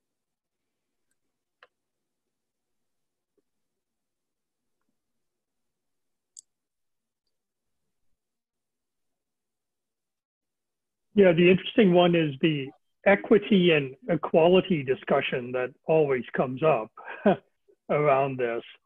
And right now, where this doesn't seem like a equity thing. It seems more like an equality thing. Everybody's getting the same thing. And so we're not identifying the kids who need help and not giving them the extra help they need. It's unclear whether there'll be value to the online content because attendance isn't necessary. There's a lot of systems here that seem to be being cast aside. And then especially if I reflect back at the beginning of the year, where we started a whole process around the importance of attendance and the clear data that showed failure in kids if they don't attend. And we did a lot of work to do that across the state. This has changed very much from that as well. So there's a lot of beliefs that we've had to ensure our system is getting better, to ensure our kids are getting better, to ensure we identify those who need help and those who don't are being cast aside. And then when Seattle went to the same program, I mean, they basically did it because they said, we don't think we will do well with online education, and we don't want to punish our students for failures in the district. So, I mean, that was all in the Seattle Times article. So weird things to be following. I think the tracking of the incomplete is absolutely critical in this model. Knowing which students are in a place of not meeting the criteria. The high school is still going to present a document to their students and parents, of course, that will be, here's what an A actually needs. Now, it can't include the attendance because of those banks of the river, but it can include some numerical quantification, and they will be very specific on that. So it gives them an absolute place to be watching for who does need the supports and the help, as described by our counselors moving forward to progress in their learning, to continue with their learning. So the incomplete also has several ways that, as Fred mentioned, it becomes an adult piece of, the adult doesn't get to throw their hands up and say, I taught it, they didn't learn it. The adult has to keep circling back and working with the student who has that incomplete status by virtue of them not having the knowledge of and being able to give the feedback to the student as are they progressing in proficiency and in the standards. And I see Brian's hand, so I'll yield to him. Yeah, along the same lines of what you're saying, Superintendent Kolosky, I just want to clarify that students who are at risk are being identified and they are being tracked down and being supported and given every opportunity to get the supports they need. The attendance is not falling on their grade per se, but their engagement is. And so a student may not be able to attend specifically an online class, but they are still engaged and turning in assignments, and that goes to accountability. There are still pieces that will need to be presented to show proficiency in order for them to get that A. It's not an automatic A. And for those students who are unable to meet that example of proficiency or mastery, then it will be an incomplete, which then they can work to correct in the future. So there are paths that they can work to correct that. But for right now, any student who is engaged, who is able to present accountability of their proficiency will receive an A. It's not automatically to every student. So I think that's an understanding under this new rule setting. I have a clarification question, which is, I know I had heard about other districts considering a pass-fail model, but I'm reading this as that was not an option because of the parameters set by OSPI. So I imagine that any district that was planning on or thinking about going to a pass-fail model is going to have to fall in line with the OSPI guidelines, correct? Yes, there's actually a lot of angst among many districts who had already communicated out that kind of decision. And I know I talked to Craig in his meeting with the communication coordinators, and there was, Craig's comment to me was, I'm glad we waited because it's so much harder to put out the second communication. And so this will be our communication. And we've received emails from parents who, I got a couple that said, can you just make the decision? Really, I just want to be able to tell my child this is what the decision is, and having assured them that yes, the decision would be made this week because we knew it was critical, particularly for our high schools in our continuous learning. So yes, any school district that had come out to say we were going to do a pass-fail or a pass-no credit, that is not an option. I believe in the appendix here, Fred, correct me if I'm wrong, but if not, we can always add it. We put even the, there was a recent video that Superintendent Reichtel produced. He's doing a weekly video, but he did this one earlier this week because of some questions and feedback that he received from local superintendents. And it clearly delineates that the terms pass, no credit, fail are not allowable in this grading for this time period. Did that help, Maggie? Yeah, that helps. Thank you. I have just a few concerns that I just want to kind of go on the record expressing here. One is just about the kind of we've talked about what a difficult time some kids are facing right now if they're trying to juggle, maybe inadequate resources at home in terms of being able to get online, and they're helping to care for younger siblings. They may have illness in their family or their extended family. There's a lot going on right now, and I completely get the kind of like take some of this pressure off of kids and help them begin to learn for learning's sake. I totally get that. But at a time when the kids have had so much taken away from them in terms of like being able to physically go to school and see their friends and, all the familiar things and graduation and the things that they were counting on doing in person, it just seems like a big additional kind of like guardrail that you're taking away from them, so just to have an awareness of that at least my kids, from middle school onward have kind of been socialized and trained to learn to do their work well in exchange for a grade. It's sort of like that, yes, I would love if they wanted to learn, math for the pure joy of it. But the truth is they're there doing their problem sets and whatnot because they want to get good grades, and so to kind of take that away and say, no matter what, you're probably going to get an A unless you completely bomb this class, in which case, you can make it up some point in the future. It's a little bit, it's taking away some of that motivation for them and some of that kind of what normally makes them tick. So just for the counselors to kind of keep that in mind as something that some kids may really struggle with, like some kids like who are very rigid and kind of have expectations of this kind of thing. It may be really tough for them to take that kind of familiarity away from them. The other concern I have is just that I'm sure some kids will end up with an incomplete under this system. And if this situation continues and then it's, online in the fall and they've got like some incompletes from the spring and they maybe weren't able to reach the standards in the summertime, now they're struggling to fill up those, to complete those incomplete courses at the same time that they may still, for the same reasons, be struggling with their classes in the fall.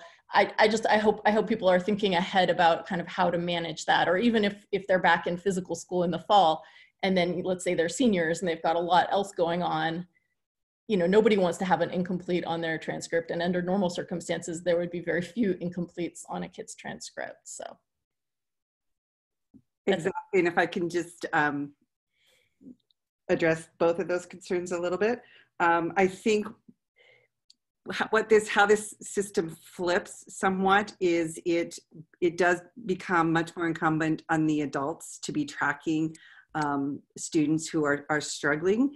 And I get kids working for the grade. One of the things we're going to be having a lot of discussions about as educators, and I'm gonna reference John Hattie's work again, because one of the pieces that he, in his meta-analysis, that he talks about as being one of the strongest indicators in student growth and promoting student growth is feedback, and the kind of feedback.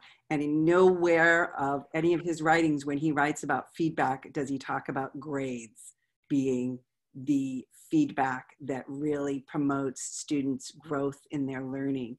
And so we are going to have an opportunity here as educators to really analyze our feedback and look at our feedback and really work with our students in giving them the kind of feedback that's going to support them, but help them move forward in their learning as well. It isn't just a good job. It's not just the star on the paper if you're in elementary school. It really is those questioning strategies and those stretching our students' brains as they're looking at their own work and being reflective on their own work. So feedback, which is a tool that's available in both our Seesaw and our Schoology platforms, will be a huge piece of this work moving forward that we're really going to have to engage in and have some great conversations. I'll stop asking questions soon. I know there's a lot more to get through, but tonight. I know on the what happens in the fall. I want to be really clear that this is for this semester only. If things, as we build future, what is it going to look like in the fall, and bringing in and thinking about all the what ifs of what could happen and decisions that we're going to have to make, this is going to have to be readdressed and looked at again.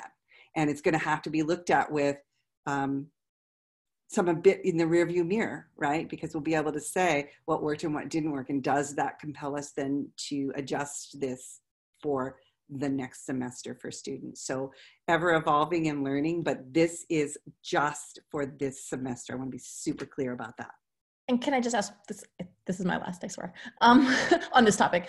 Can you just talk a little bit about, can you just say something to parents who are concerned about their kids, you know, future college applications in terms of these grades? Like, what are you thinking in terms of, you know, our college is going to, you know, hold this against them? Our college is going to be super liberal. Like, what are you hearing and what are you thinking in terms of you know, how worried should kids be or parents be? Sure, I'll speak to a little bit, but I'll turn it to Fred because he's been the one who's actually had some conversations.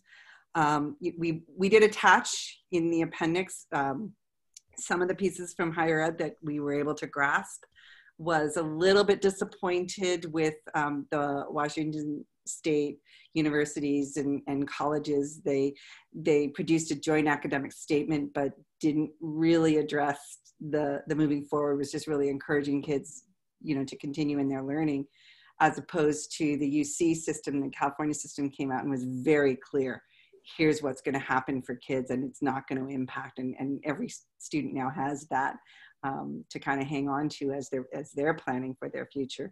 The difficult piece for us is our students go to so many different colleges across the nation, and so trying to align to every single one of those is almost an impossibility. But we went with something that, again, we felt looking out for our students' futures, and not just our 2020 graduates, but our juniors, our sophomores, and frankly, even our freshmen, what was going to do no harm for students so that they do have the on-ramps that they're going to seek in their future.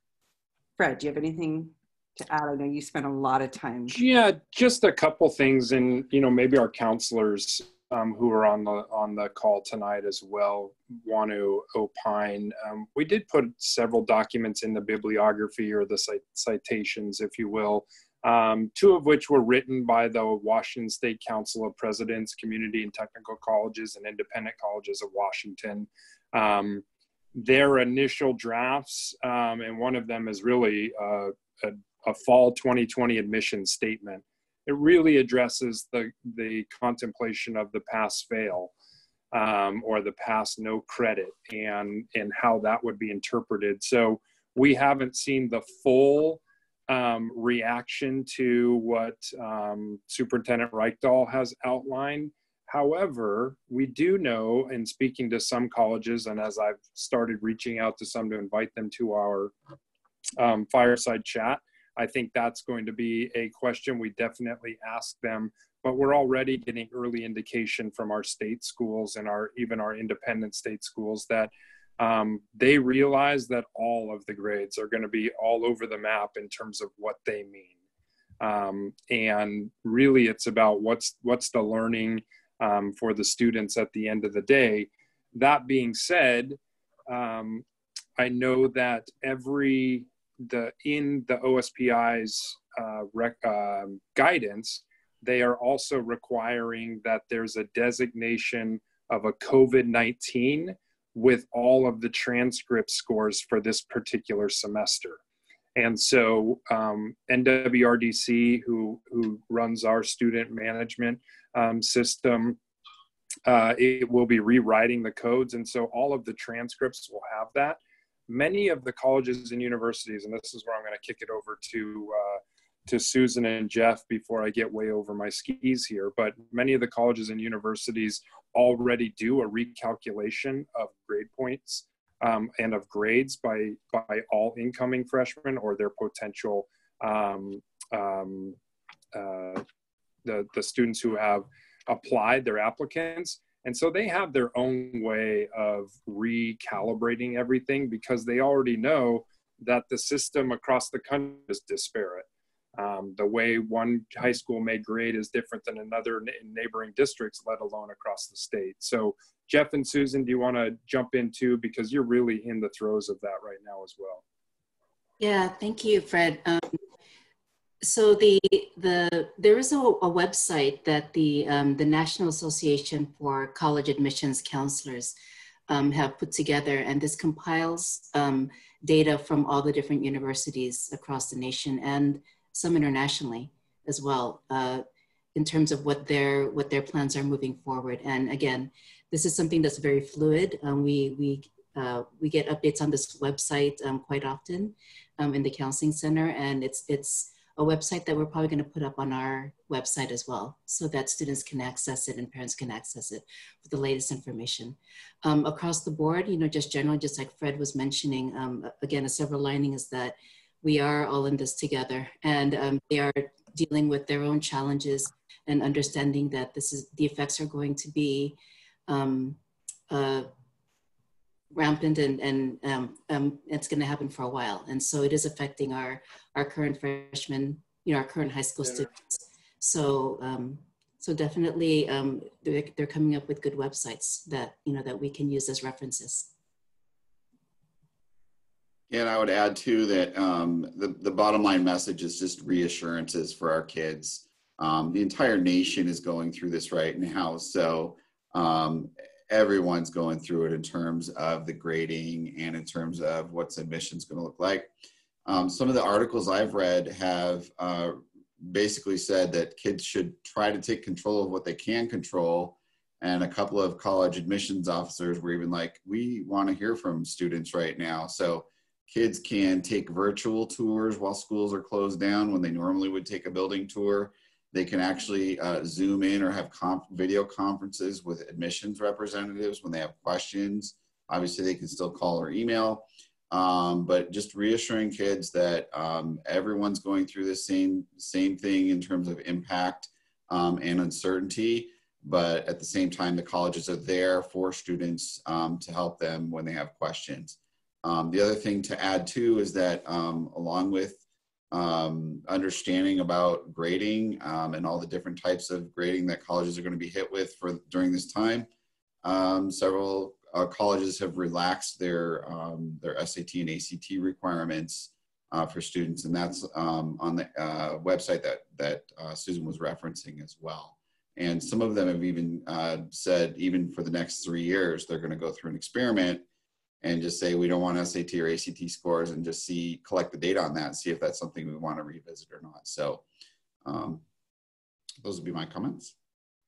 I think the only other comment I wanted to mention was that because of the uncertainties, I guess in my recommendations to Superintendent Koloski and Assistant Superintendent Rundle was, really we wanted to figure out how can we do no harm and have a guarantee when you got Seattle School District sitting next door, and all of their students are going to come out that have a pass with an A, and then our students are coming out.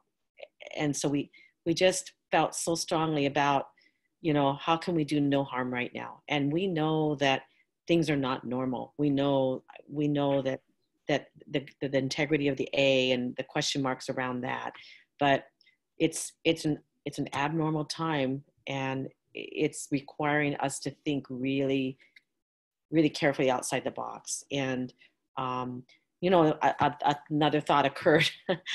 This is a great opportunity during this pandemic opportunity for especially a junior, as they're thinking about college admissions, to write about their experience right now, and how they're handling that experience. And, the colleges look very carefully at those essays, and they look at a student's well-rounded experience and what they're doing with their time, what they're doing in their community. And so, the silver lining behind all this is, wow, this has got some great opportunities for students to write some really interesting COVID-19 type admissions letters or papers. I am a little concerned about the comparison to Seattle, only because of the free and reduced lunch percentages between us and Seattle are very, very different. I think we're generally considered an elite, high-income school district, and and low, free, and reduced lunch school district. And so we get graded by a different standard. Regarding SAT and ACT being pulled back and not being needed for, the next N number of years, I think the weight goes much more on to the academic grades, the transcripts. And in fact, go back 20, 30, 40 years, they've always found that the greatest predictor of college success has been your high school grades. And high school grades are interesting because there are lots of things in high school that you choose to do and you get a good grade, and lots of things you'd rather not do. And the fact that you get a good grade on that is still very, very informative, because we know as adults, we work on both sides of this. There are many things that we don't want to do, but we have to do, and we have to do them well for the entire product to be good. And that's the interesting thing about high school, is it's got that mix and reflective of how you'll perform in college. I think kids left on their own to do anything they want will choose something outside of school, and that's a whole different thing. I know my kids are doing things completely outside of school, and that's also very enjoyable. It's very learning, but it's not a predictor of the real world either, where you do things you don't like. So I'm kind of concerned, I will repeat again, that we've lost accountability on attendance. We've lost accountability on the value of the content provided online. We've lost accountability on the actual learning being done, and lost accountability on the students who are in need of help and who are not in need of help. So those would be my concerns. Still kind of remain. I'll go back again. As we said, we've got thereabout 60 students in the senior class who we are working one-on-one with. That represents about 15% of the senior class. So from an equity standpoint, I'm all for equity. Equality wouldn't be the same thing. You definitely need to give the helping hand to the people who need it, not to everyone. So I'm also concerned that we're confusing equality and equity. So those are my points. So thank you much.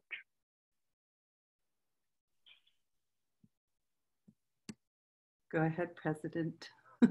Thank you. I think this is a fantastic decision. I think it's in line with our vision and mission, and students are the priority. I think it's important to remember it's so easy for us to compare ourselves to others, all of us, students to students, parents to parents, and parents to other people's kids. This is one semester. I think this is equality, and it's also equity at the same time. Students are going to be no better off grade point average wise, and they're not going to be any worse off because they're going to be the same compared to their peers. I think the fact that Seattle might have more free and reduced lunch as students or Title I is irrelevant. The fact of the matter is our kids, many of our kids go to Washington State schools or schools in Washington State, and that's who they're, quote unquote, competing with in terms of getting in.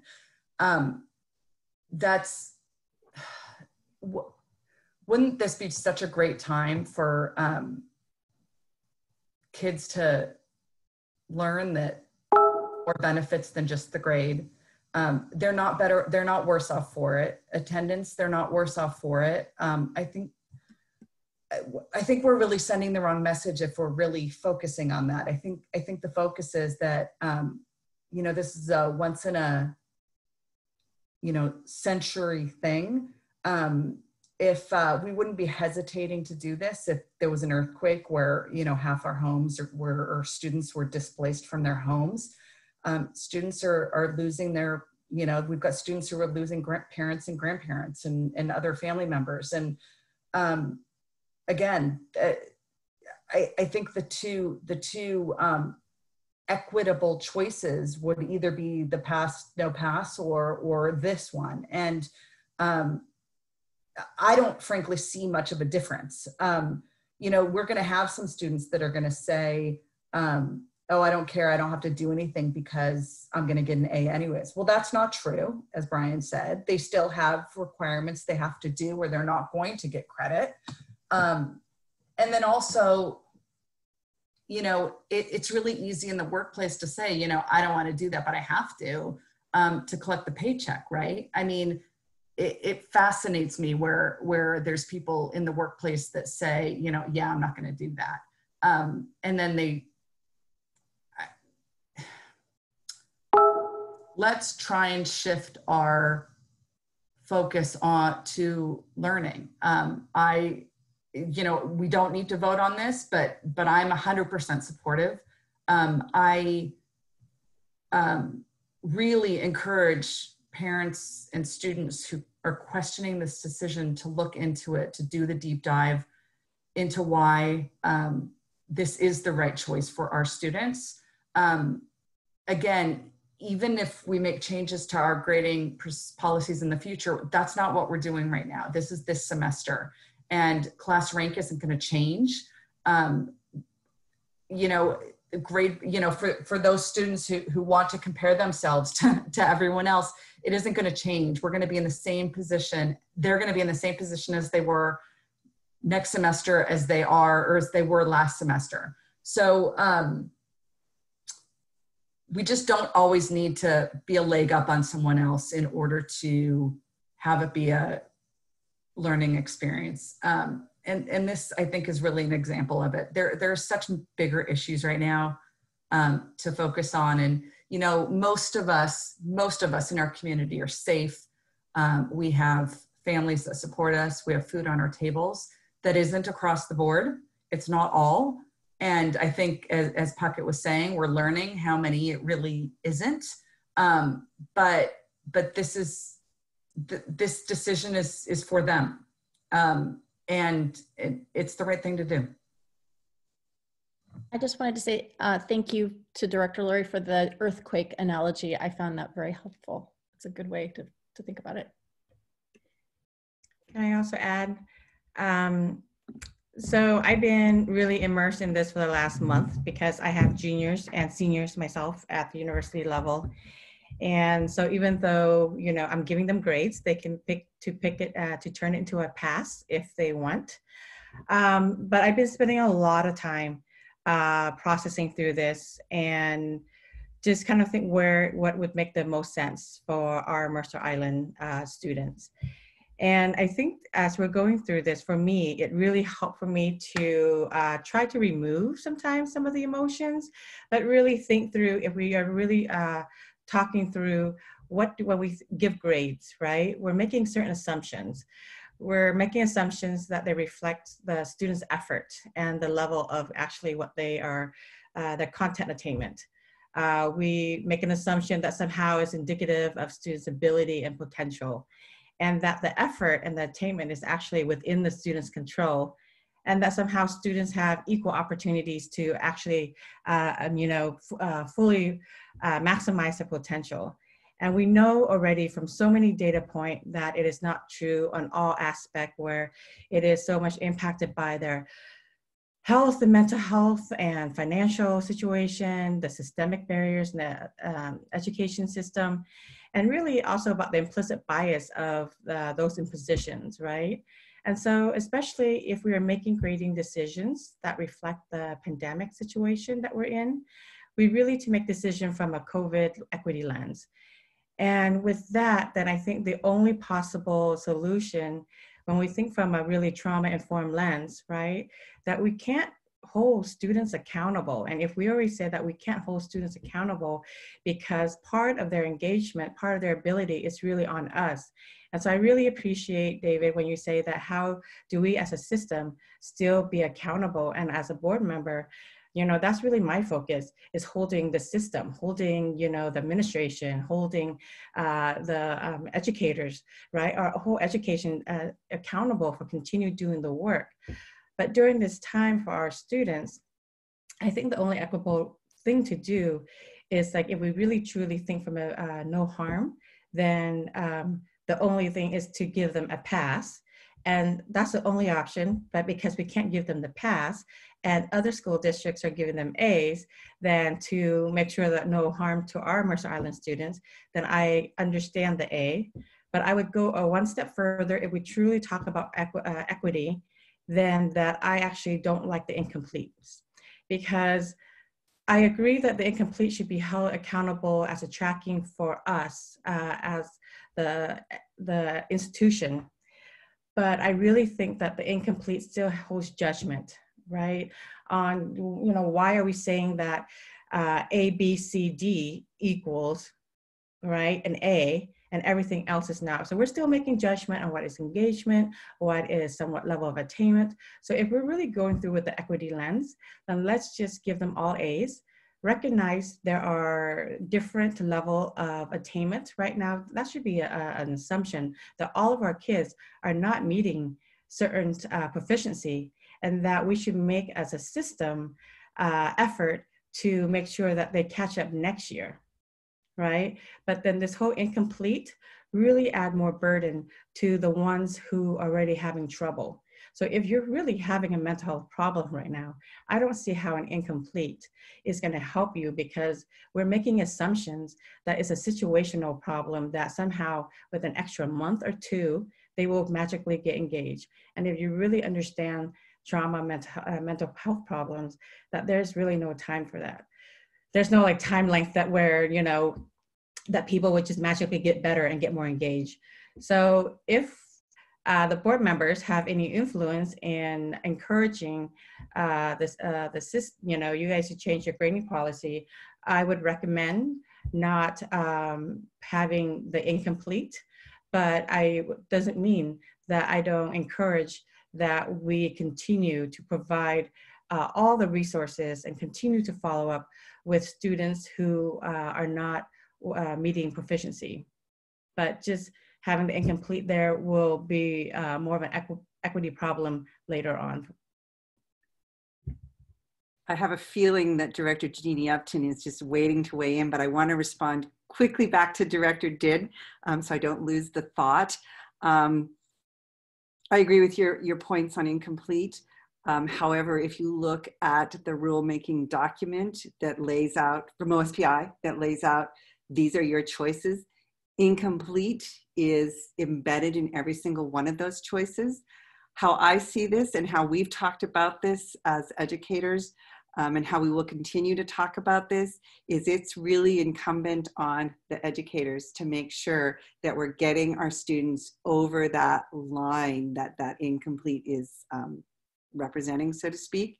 And if you look on page 9 of the document, I've got too many screens open here, but on page 9, we talk about the incomplete, and we leave a space there for some real specific pieces for those individual situations that we are going to be aware of, Director Din, where the administration is going to be able to work very closely with those one-off situations or two-off situations, with working through our counselors and our teachers to really do everything we can to lift our students up and over that incomplete line, so to speak. So I hear your point completely. I don't believe we cannot have that incomplete there. If you listen, I would encourage you to listen to the video from Superintendent Reichel, because he does talk a lot about making sure that kids have those continuous learning opportunities, which we are really pushing on, but also that we know who every single child is and every single student is, so that if they're not at the place that we're saying is proficient and at the standard, how are we going to lift them over that? Looking at different ways to do that, not just a single way. Fred, I see you lit up. Only just adding in around that, you know, I'm hoping that as a system, the incompletes are very rare. And even kind of examining, and it's not about comparison. I respect that around, you know, it's not about Seattle and Mercer Island, because we got to do the best thing for us. But I was curious as to why their vote was not 7-0. And it really came down, the 2 dissenting votes were really about wanting to know more on those incompletes. And so your thoughts tonight as a board are similar to those. And for us, we've already started thinking about that. I have a slightly different take than perhaps some of your ideas, Director D'Souza, in the sense of, I think accountability in some ways is at an all-time high, because we don't have some of those hammers. And we have to think more creatively about how to engage the students and keep them engaged. And it will be incumbent upon us as an education system, and the number of teachers and paraprofessionals and even bus drivers who we might need to call upon to really keep students engaged and to move them along. And so I think that the accountability is really going to be with us as educators.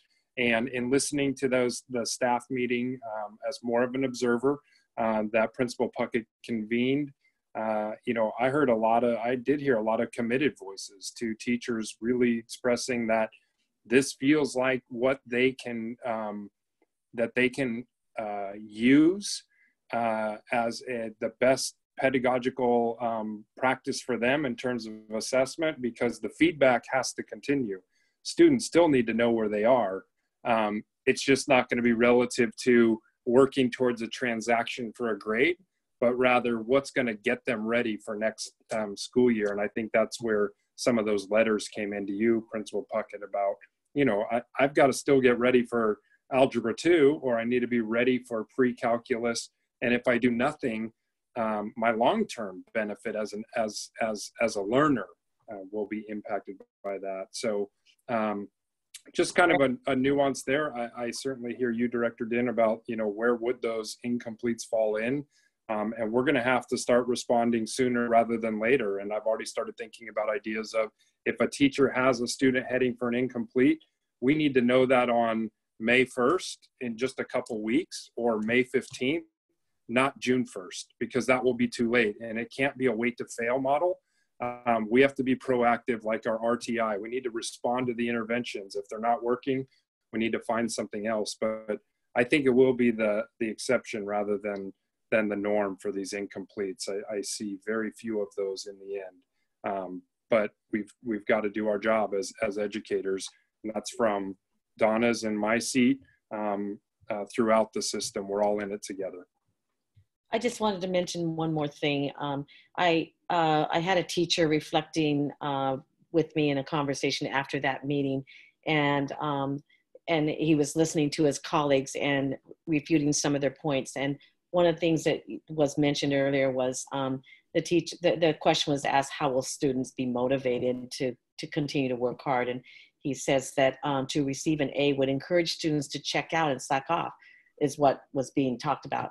But he actually polled his class, and he said several students responded that at this point, they know they are no longer working for a grade. They are working to learn and prepare for the courses next year. They felt that inevitably there will be students who choose to slack off, but doing so will only undermine their future success and preparedness for the courses next year. These are their words, not mine. And so one of the things that we're going to continue to emphasize as a teaching staff, and I do appreciate Director D'Souza's concerns, is we're going to continue to tell students, you know, look, you are doing forward learning here. You are going after everything you can, because guess what? Next year, you're going to have this in your next level, whether it's college, whether it's even school to work, whether it's going into the next class. The other thing is, when you spoke of attendance concerns and attendance worries, I cannot tell you, our attendance right now at Mercer Island High School is at an all-time high. Like, I about fell off my chair when I heard that 100% of the students showed up for the meetings. 98% showed up. All but one student didn't show up. So we are at an all-time high with attendance.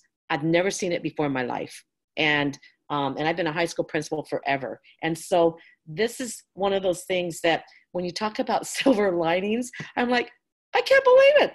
They're all showing up to class, because we were all kind of worried about that, because a couple weeks ago they weren't. And so we put this big campaign out to the students and told them, you better show up to class, because we're engaging in new learning. And I got Megan and Paul on it, and they were out there sending messages to the groups that they have, and ASB on it. And guess what, guys? We have great attendance going on right now. Kids want to be back engaging, and they want to see each other, which teachers are giving them time in class to do that, because this is the gathering point, if you will, is online. So I'm really proud of the efforts of the work that Donna and Fred have done. They've done an amazing job of leading us through a very tough time and helping us to figure this dilemma out. And I'm also appreciative of our staff and how hard they're working behind the scenes. We're not perfect through this. I can tell you that we're not, but we sure are working hard to try to do the best we can for our kids.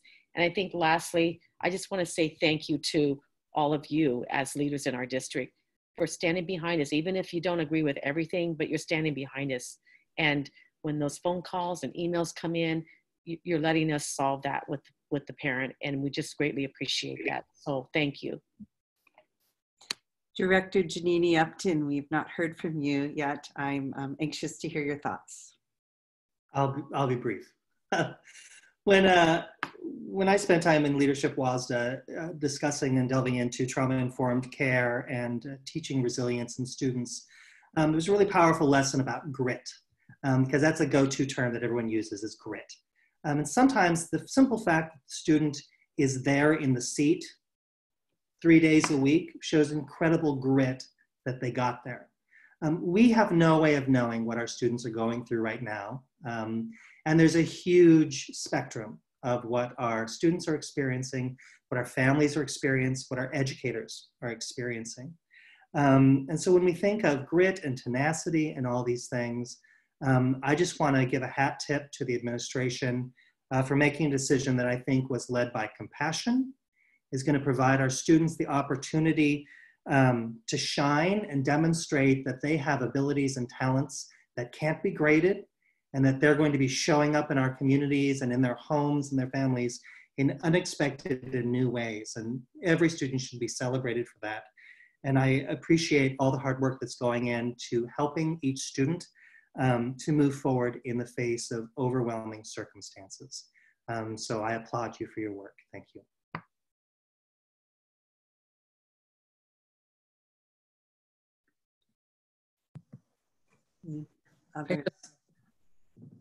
I'm just looking at the clock, and I think our conversation could go on for days, but I think we need to keep moving forward unless someone has a question that hasn't been asked.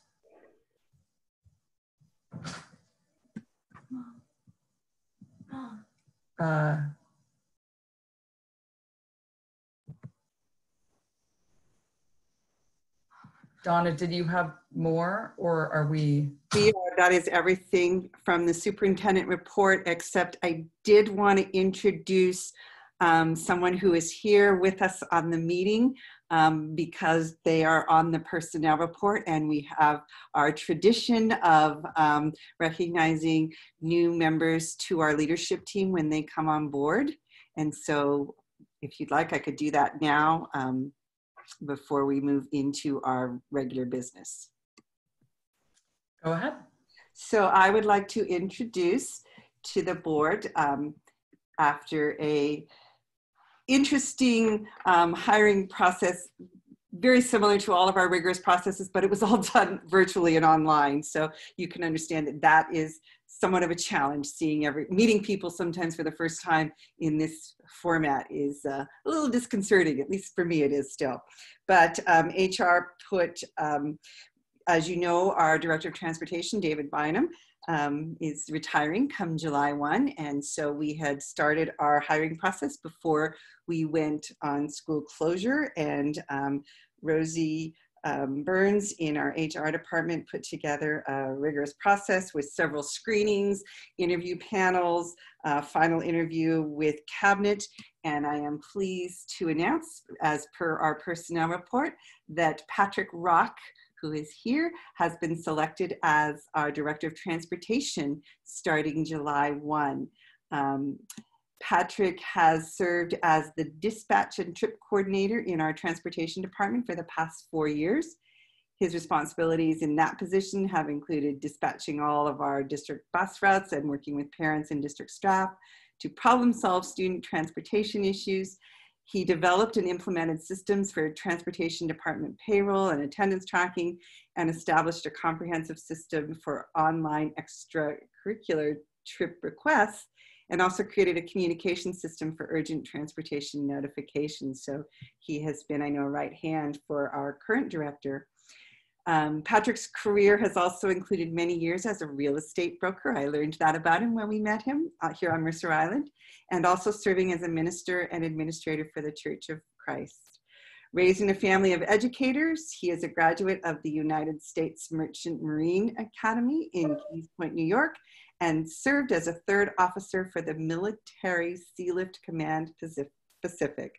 So I welcome Patrick to our team. His position will become effective July 1, but I know he's already been in training and working beside Davis as soon as we offered him the position, and he accepted. So Patrick, if you wouldn't mind unmuting and just saying hello to our board.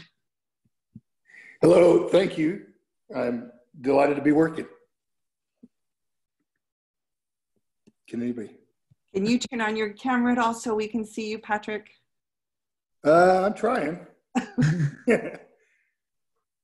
It's not working. All right, well, we thank you for being here, and look forward to when we can get together in real life and see your shining face for our students. So thank you for being here, Patrick. Thank you, Superintendent. All right, thank you so much. And on behalf of the board, welcome and thank you. We look forward to things returning to a little more normal. We will move on to partial governance process monitoring, board policy 1800 OE 11. This is hard. How do I, since we're sharing screens, I can't get to my own, right? Without losing. If you, I'm not sure what platform you're on. We are. There could be a way to minimize my screen that's being shared so you can see the panelists on the side. Okay, got it. I was afraid that if I hit escape that I would lose everything, but I didn't. So that's good. Okay, so partial governance process monitoring, OE11, this is process monitoring. Sorry, I was getting ahead of myself. All right, and I will defer to Brandy or someone else to introduce. I'm going to jump in to introduce Brandy. This meeting was to be the meeting where you were going to get a much larger presentation in our long-range facilities planning. Brandy is here with a shortened one in light of where we are with the pandemic. We're having to move our timeline out somewhat, and she's going to talk about that in these few slides that she has to kind of review the last meeting that we had with our community team and let you know how we're moving forward. So we'll need to move to the slide deck, and Brandy. Welcome, Brandy. Great, thank you. It's great to see all of you. I miss everyone. Hi, Brian. So as Superintendent Koloski indicated, our intent tonight was to come to you with a full presentation of where the Facilities Planning Committee has landed on some preliminary ideas to take out and get public input on. given the constraints of COVID-19 and the impact on Mercer Island School District and every school district in the country, obviously that is not the priority tonight. But I did want to at least bring you up to speed on where the committee's at. And then Malin will be back late summer, early fall to do an in-depth presentation on where we're at. If any of you are interested, and I know a couple of you were actually a part of this meeting was done on Zoom. And although it wasn't an ideal platform, it worked surprisingly well. And that full presentation and Leroy's couple hours of discussion are all posted on the web along with minutes of the meeting if you want to do a deep dive on that. Tonight, I just wanted to give you a brief overview of where the committee landed and talk about our next steps. So the committee has studied, all of the needs for the district. We've had three-hour meetings that described the needs at the various facilities, and then we have spent 2 meetings really trying to develop a plan that prioritizes which sites and in what order they would be attacked by a future bond committee. And there are a lot of nuances here, and I'm going to save all of that for Leroy to talk to you about later. Andrews, if we can go to the next slide. We really boiled it down to 6 options. There were the 2 Island Park options, where the Island Park went first, and then High School and Crest, and then IMS, and then a slight variation on that, and then 2 middle school options and 2 high school options. Our committee participated in 2 hours of prioritizing those, and we really landed on 19 votes supporting the middle school 2 option, which was the middle school, Island Park, High School and Crest, then West Mercer, Lake Ridge, the high school, and the pool. And again, there are many nuances to interim projects or portions of projects, and we'll save that for Leroy. We had 3 votes for middle school 1, and then a couple of votes for Island Park, 4 votes for Island Park as well, and 2 variations. If you can go to the next slide, Andrews. Part of what we heard from people, we asked them to provide us with some written statements about why they voted for the position that they voted for. And so I think these are, really important to take into account, and all of their comments are listed in the minutes. Islander Middle School has the greatest need, both from a student perspective and facility perspective. We should finish the job we completed. The middle school impacts the most kids. Second priority is Island Park due to the safety issues, condition of the building, and educational programming. You can go to the next slide. So our original schedule for this facilities plan had all of this work that is happening off on the right-hand side following right along behind the meetings that you see. And what we're suggesting is that we pause this process and we come back in the fall. And the first step would be to do this deep dive with the board to help you understand how the committee arrived at the positions that they did. And then would be to go out to the community and do an outreach and get some feedback on those plans. Then another committee meeting to kind of finalize that, and then the creation of the long-range facilities report. But we just felt strongly that given the current condition, this was, not the time to be talking about facilities or going out to the community to ask for feedback on that. So I think the last slide pretty much just summarizes kind of those next steps. So again, board update, late summer, early fall, staff, student, and community outreach in the fall, and then finalizing that plan after that. So any questions or comments? Deborah, you were there. I think one of the things we felt it was important to do because the COVID impact and the shutdown of the schools kind of happened between our 4th and 5th meeting. And that 4th meeting left a lot of things up in the air. And so we felt that it was important to bring everybody together and kind of get this process to a point that it could logically be paused. And that if we were to pause after that fourth meeting and then try and regroup in September, that would be an odd spot to leave it. So I don't know, Deborah or David, if you have any feedback on kind of how we got to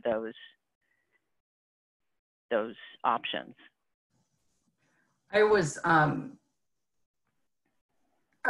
amazed at how productive, and I feel like the meetings were led in terms of guiding us through. You know, I couldn't really imagine before we started this whole process how we were going to get there, and I mean, it would be interesting to see the you know, in person for the last meeting, but I don't think we would have gotten to any other end result based on where I think we were heading.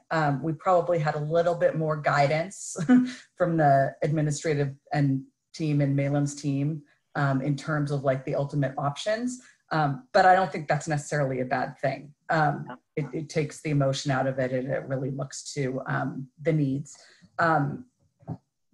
And so, yeah, I mean, I'm a little bit disappointed to delay this. I'll just tell everyone now, and you know, we'll talk about it more, and I know we'll have more presentation. I was one of the votes for the middle school one, and the reason I actually did that was because my hope was to do, I mean, unless someone wants to convince me otherwise, the middle school, Island Park, and then the modifications to the high school, which primarily is Crest, in addition to Crest, is at the same time. I felt like until we kind of hit this, that would be a reasonable bite. I mean, it would be a big one, but I think also very reasonable when we did middle school in Northwood at the same time.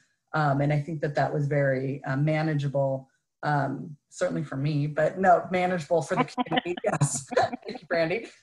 So that's what I was thinking, and yeah. I was one of those three, and that's where I was coming from in that, and I think I made comments around that point, but I think it was really tremendously well led. I haven't talked to other committee members to see, just, you know, haven't seen anybody, right, to see how they feel about it, but I don't think that we were, I think it makes sense to push it back, even though I'm eager to move forward. But all the considerations, they just make sense. And so I'm really pleased with this process, and I'm looking forward to the board getting to cure kind of the meat to all of it, the why and the how we got there. And yeah, it was a great process and a really great learning experience for me. So I think you make a great point that we should highlight, which is, you know, the committee really gravitated towards that 2014 bond model, which is, you know, can we pick 3 as our first priority? Can we pick 2 things as our first priority? And we very consciously pushed them to put things in a sequential order, because it could be in the future that a bond committee says, well, we think we can afford to do the first 2 things on the list or the first 3 things on the list. But if they can only do the first one, or they can only do the first 2, then it's important that this committee's work is reflected in how we've prioritized. So certainly doesn't limit the board in the future for, you know, deciding that they want to take a bigger chunk of that, but at least you know where the priorities were. And it'll be interesting to get community feedback on that as well. Yeah, I will also echo that. I think the Zoom meeting presentation we had was very well led and very efficient. And we did make this final decision on Zoom, which was pretty impressive. And very impressive that there was such strong consensus on one of the models. There was a lot of facilitation and really excellent leadership by Malim to help get us there. I don't think this is one left to amateurs at all after all this. I agree. So really, really appreciate the way it was done. I feel good about it. I feel good about the rationale behind it. We'd be able to talk to many different things that were considered. Yeah, I'm looking forward to getting Leroy's kind of full dump around this to the board. Great. And I do think the board could make tweaks to this after Leroy speaks. You know, I think that would still be in, you know, to Deborah's point that she's got some interest in other things. I think the board could still make some tweaks because in the end, we are the final decision makers. I don't think the committee was the sole decision maker, but I do think it was a very rigorous and well done job by the committee. I would agree with you, David. I have been very pleased with Leroy and Jennifer's work, and I think, you know, this isn't a final plan. This is where the committee landed, and the next step in the process is a deep dive by the board and a good amount of community input, and then it needs to come back to the committee and the board again to see if there are tweaks that seem appropriate before we generate that final report. So not done yet, more to come, but we have pushed that timeline out a little further than we originally anticipated in light of other things that are occurring right now. It would be very difficult right now to go out and do the kind of community feedback that we really need to do at this point in this process, to have some of that, to open our buildings and have some of that face-to-face for people to hear the thoughts of the committee. Yeah. Any other pieces on this? We'll look forward to. Oh, I just wanted to ask if there were any questions or comments, but from board, I can't see the whole screen right now. So I just had one, just two quick questions, and they're just really short.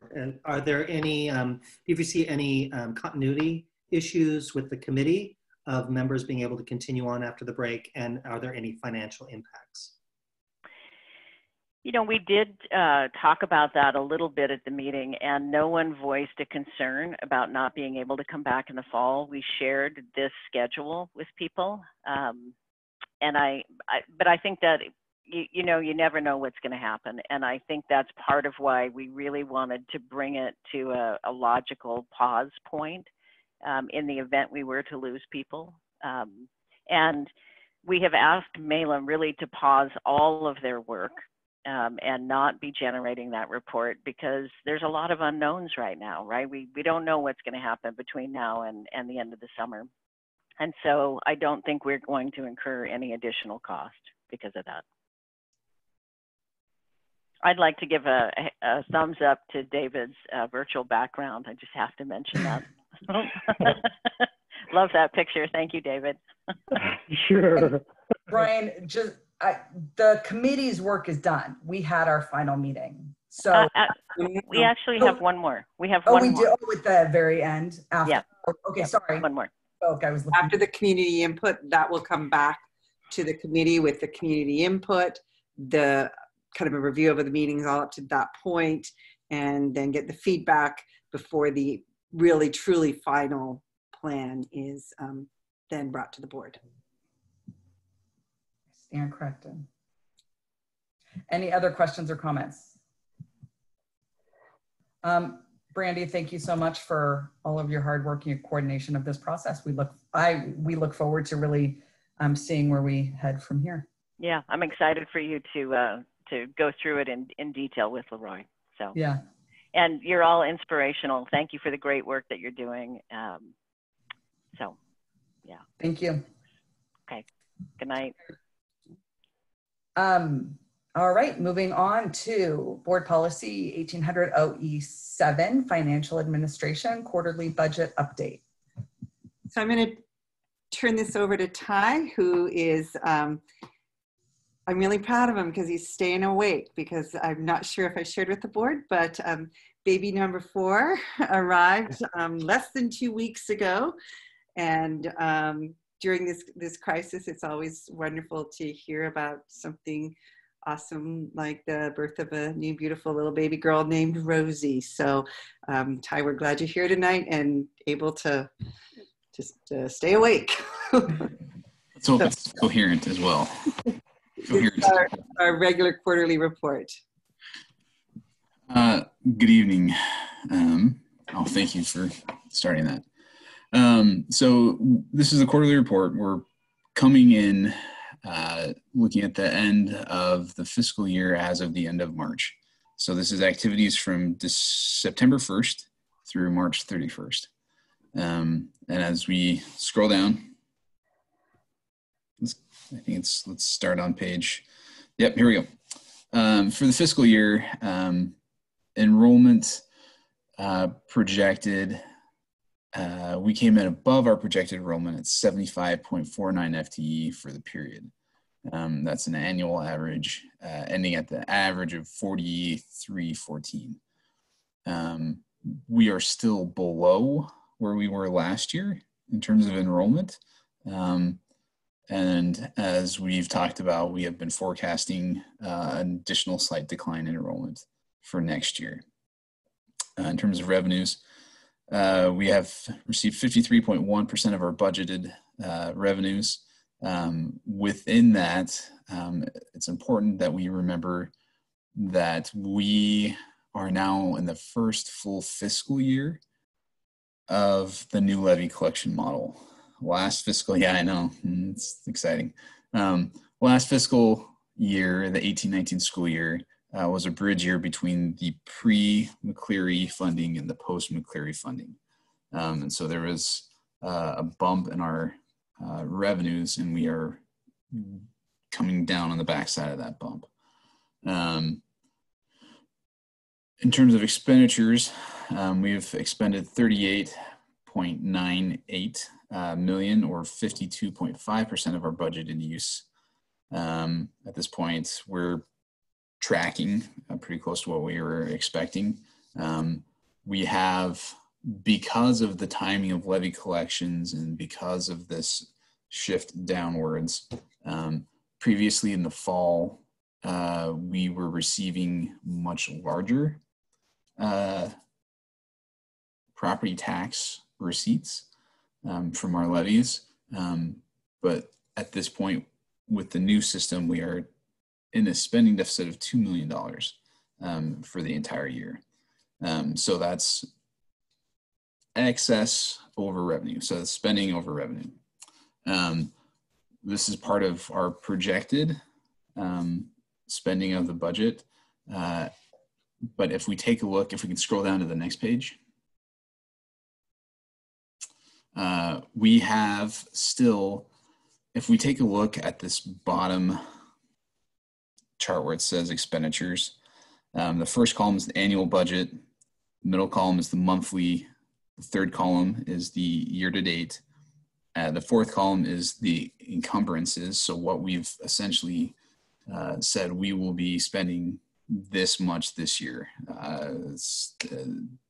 It's our accounts payable almost, what we've set aside to take care of our certain things. And then that final column is the balance.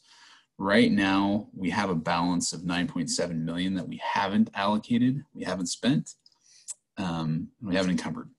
So we are, as of now, we are in a fairly good position as we're moving into the back half of the year. Now, so if you scroll down just a little bit further. All right, so we're ending the month at a fund balance of 5.7 million, which roughly equates to about a 7.8% fund balance. We started the year at an 11% fund balance because we managed to reimburse ourselves for some technology expenses. We managed to score some grants from OSPI for transportation 2 years in a row that was not budgeted. And we had a very successful safety net application last year. As we're looking forward to this year in terms of transportation funding and safety net, that grant program is gone. It was not renewed by the state. And our special ed department has done a fantastic job of bringing our kids back into the district and supporting them with our own staff. But that means that we're not spending the money that we used to on special ed placements. And so our safety net application is significantly smaller this year than it has been in past years. But for now, we're in a fairly good position as we're moving into the back half of the year with what we're spending. We have committed to continue to pay staff through the rest of the year, their base contracts and their stipends. We are looking for ways to employ them in terms of professional development, in terms of delivering packets to students and families, and engaging in learning support and meetings. So we have the resources to continue to pay our staff for the great work that they're doing and the efforts that they're putting in to meet the new environment that we have. In terms of the resources that are coming in,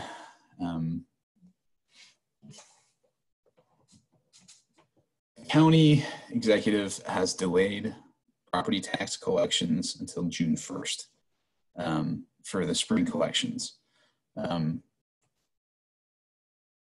By and large, we shouldn't have much of a problem. It could affect a percentage of our April collections. The April collections are about 48% of our levy amount. And while we do have a significant number of homeowners without mortgages on the island, it's most of the property taxes that we'll have. We've heard through various sources from the Treasurer's Office as well as other areas that all of the escrows and mortgage brokers are working to ensure that property taxes are being collected and paid on time. Other districts have brought up concerns about property tax collections for their debt service. We have an interest payment on our bonds due in June, on June 1st, of roughly $1.5 million. We have more than enough in our debt service fund to cover that payment. But if the economic situation continues to stay as it is, as dicey as it is right now, and property taxes collections become an issue in October, we could face some challenges with our December payment. But we have, for right now, for this period, we are in a fairly good position. If we can scroll down, keep going. That's the general fund cash flow. The chart that just went past was the general fund cash flow. We are tracking on, the red line is the actual. We are tracking pretty close to what the projected cash flow is for this month. So we are, we haven't deviated significantly from that. The next chart down is the enrollment history, and we can see that we have come in below enrollment for the past couple of years. We have declined slightly. If we can go down into the capital projects. Capital projects is another area where we receive property tax collections. And again, we need to be cognizant of what we are collecting through property taxes and what the impact on those collections will be on our ability to move forward. We have a very healthy capital projects fund. We've managed it very well in terms of being able to have sufficient resources in case events happened and to maintain our ability to supply the district with technological resources and take on additional projects that have popped up that weren't initially placed on the levy program. At this point, we've received 52.4% of our budget in collections and have spent and encumbered, so not completely spent, but planning on spending 52.93% of our budgeted authority. So we're breaking even pretty close on our capital projects fund. And I believe if we scroll down, the next chart should be, thank you for whoever is driving the screen. I appreciate it. You're doing fantastic service. Just a little bit further so we can see the fund balance. Just a little bit. All right, total ending fund balance for the month of March is 14.8 million. So we have sufficient resources to continue the work that we have. We've managed to finish up some of the electrical work at Mary Waite Pool. When the governor's order to stay at home came through, there's some concern about being able to finish the work that was going on. We were able to put together a letter confirming to the contractors that yes, this is a safety issue. We need to continue the electrical work, and that has now been finished, and we are waiting for the stay-at-home order to be lifted so that we can continue with the additional projects that we have at the pool. I believe next should be the transportation vehicle fund. Keep going. Well, there's our cash position. We're doing great in our cash position. Because of just how timing of projects happen and how collections happen, the capital projects fund cash collections is always a little, we always get more and then spend it at the end of the year. So that'll track a little bit more closely. Next, the next pages are the levy tracking with collections of levies and what we've been spending it on year to date.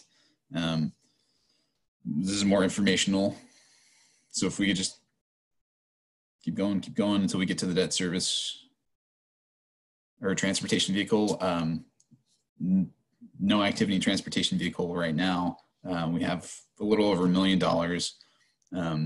We are now, since we had the budget adjustment in December, we are square with OSPI.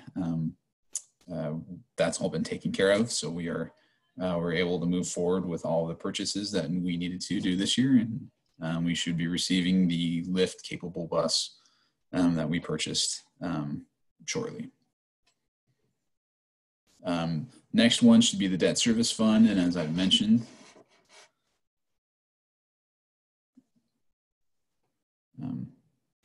ending fund balance for transportation vehicle fund is about 1.13 million. So we have plenty of resources to take care of what we need to. And if we keep scrolling down to the next section, there's our cash flow, doing great. Debt service, we've received 52.3% of our revenues and have spent about 80% of a budgeted debt repayment. That 80% is the interest and principal payment in December that got paid. So the remaining 20% will happen in June. And as we mentioned, just putting some information out there as to what our concerns could look like in terms of tax collections. So at this point, we're covered. I believe if we scroll down, we should see the debt service payments or debt service fund balance. We should have about $3.7 million. So as I said, we have about 1.5 million outstanding in terms of interest coming due in June. We've got 3.7. And as we are moving into the next fiscal year, we should be collecting roughly about $3.5 million in October if everything goes well. The next section, as we scroll down, we'll see the debt service cash flow. This is like clockwork that tracks very closely because we only spend it twice a year. ASB has collected 57% of what they anticipated and has spent 48.3% of their budgets. We have moving forward, we are most likely not going to see much at all happening in the ASB. We're actually probably going to wind up seeing a little bit of a reversal, a substantial reversal on some of the percentage of revenues collections as we reimburse athletic fees and some other programmatic fees for students that will not be competing in spring sports, or their clubs and programs are no longer meeting or functioning. So as we are finding out the boundaries of what activity is and will look like for the remainder of the school year, we'll be working on how do we refund that balance of money back to the families so that they can use it to support themselves in challenging times. If we scroll down, we can take a look at the fund balance really quick. We have 1.1 million. We had unencumbered budget authority of 416,000. So plenty of capacity within the budgeted expenditures and a pretty healthy fund balance for ASB. Questions? Thank you for the long process. Questions, thoughts? What's our expectation with the schools foundation? I believe they're trying to do a virtual event.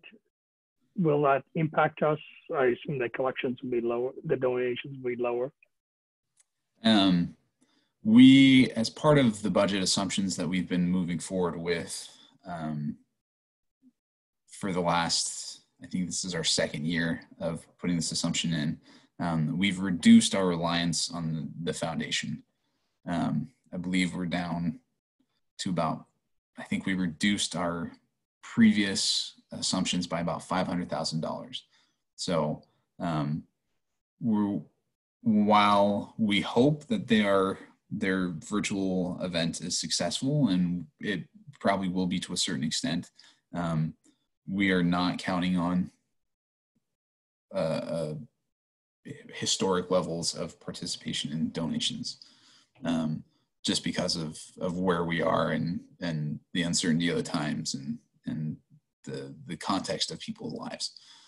So while we are still thinking about our reliance on the foundation, we have over the last several years reduced our planned reliance on what they're able to provide, just because we need to be able to take a look at it, and because it's a variable source dependent on the economic situations and people's participation levels. So hopefully it is a successful event. Unfortunately, I haven't had a chance to talk with the foundation. I know Donna had a chance to talk with them. I believe it was last week. I was probably knee deep in diapers at that point, and half asleep. But if you have any information, Donna. Not a lot. I did see the first, they're getting ready to push out their document on their virtual. It's well done. I haven't sent my feedback to it. I just got it today, but I did get to sit in on their board meeting, gosh, last week, I think it was. And I heard their concerns. They're concerned for a lot of reasons. And one, they've never done a virtual breakfast, so they're taking on something very new and different. The times are so disrupted and so unfamiliar for everyone. Another great philanthropic endeavor has come about on the island that our entrepreneur class is very involved in as well, and they're having to acknowledge that is something that is happening at the same time as their Spring for Schools campaign. So they're definitely working hard, and there's going to be lots of reach out and we want them to be successful, and we'll do whatever we can to support and get word out as to how the foundation funds have supported us in the past. And in this new realm, I noted in their new document, I spent a lot of time talking with them about how things are different now and what are some of the things that we've done to pivot. And so their new document talks about all of the iPads that we've now sent home versus, we've not had the take home at our elementary. And now we've done that, and thinking forward, what does that look like in the future when we need to pivot again until there is a vaccine? So those kinds of things are costs that are going to be incurred. And so, talked about a lot of the professional development that our teachers are rapidly engaging in to learn a new way of presenting to students. So I'm going to remain optimistic and hopeful because I saw those really eager and hardworking faces of the foundation board, and I know they're going to do everything they can in this very different realm to be as successful as they can, and we will be appreciative and grateful of every little bit of it. But Ty and I have had some hard conversations about how, prior to even this happening, but the whole idea of how much do you build in a budget of something that it can be so variable, and have tried to not put that in at such a high rate, because if it's not there, you're in a real problem, a real conundrum. So we've been slowly taking that out of our assumptions as we've been moving forward. And since these are pretty significant economic times, I assume we've got cash balances for our capital projects levy and things like that. Are those funds we could use for operational activities in case we don't get revenue in from the state and things like that? There are means and ways of borrowing from other funds and using those. By and large, the other funds are pretty well legally restricted to certain activities. We can't just start paying for our liability insurance out of the capital projects fund. One of the provisions, the main provision that is out there is borrowing from the funds and treating it as a mid-range loan.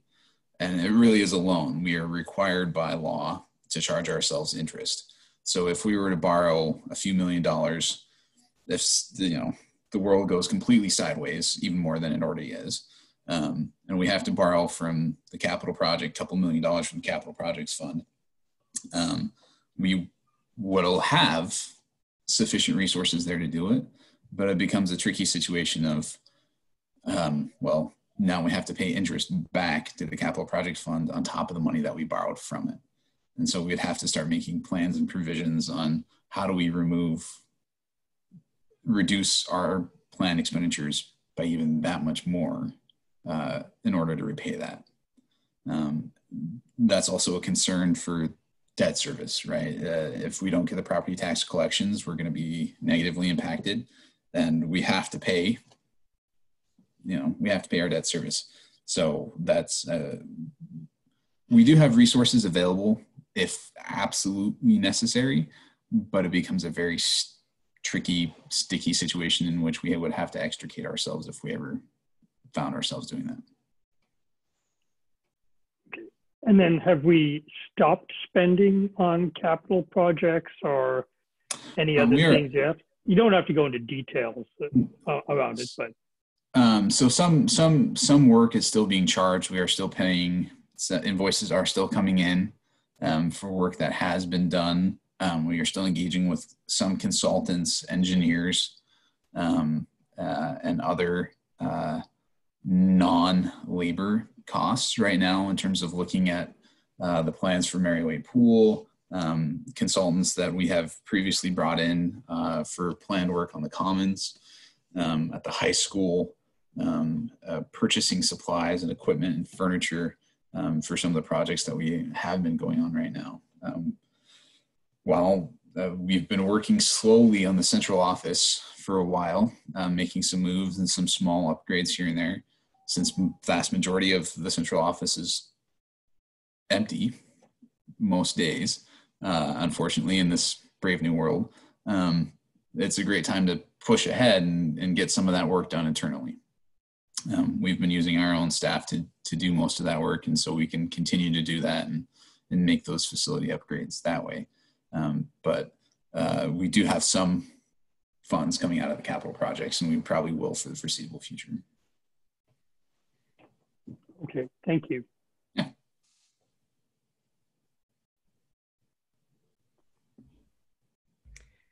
So Ty, I'm always really reassured after I hear you go through the budget and seeing that we're in good position given the situation. But I also know that this budget is based on, you know, the current reality of what we've, current assumptions, right, or past assumptions. And now, as you know, Donna is saying that it's, we're pivoting and there's new costs. Are we thinking about what are those extra costs? For example, next year, there might be more cleaning costs, a lot more than what we're used to, right? Are we thinking about, you know, are we like significantly restructuring some of our work kind of model, the way that we provide instruction, the longer hours that we might use our building? And so if we're changing some of those kind of educational model, then it seems like we have to almost reconstruct the budget. And so one, what is that process like? Two, then how can the board support? And are there options for us to allow for shifting of funding, you know, pots of money? And so I'm just kind of thinking ahead because it seems like it'd be prudent for us to think about the potential of what next year will look like and how at this point start playing with the budget to make it adaptable to that new reality. Yeah, and we are currently doing that. From what we've heard from OSPI is that the money will continue to flow. How much, what percentage of that money continues to flow, I'll be interested to continue to see that. But one of the things that we've been looking at as we've been adjusting to this new reality and starting to finally be able to look forward to what next year looks like is how do we change our assumptions, like you've asked. One of the assumptions that we're looking at is the demographer that we use, Dr. Kendrick, published a memo essentially to all of his clients saying, you know, it would most likely be prudent to start looking at some type of decline in student enrollment as families elect to homeschool or go private or whatnot.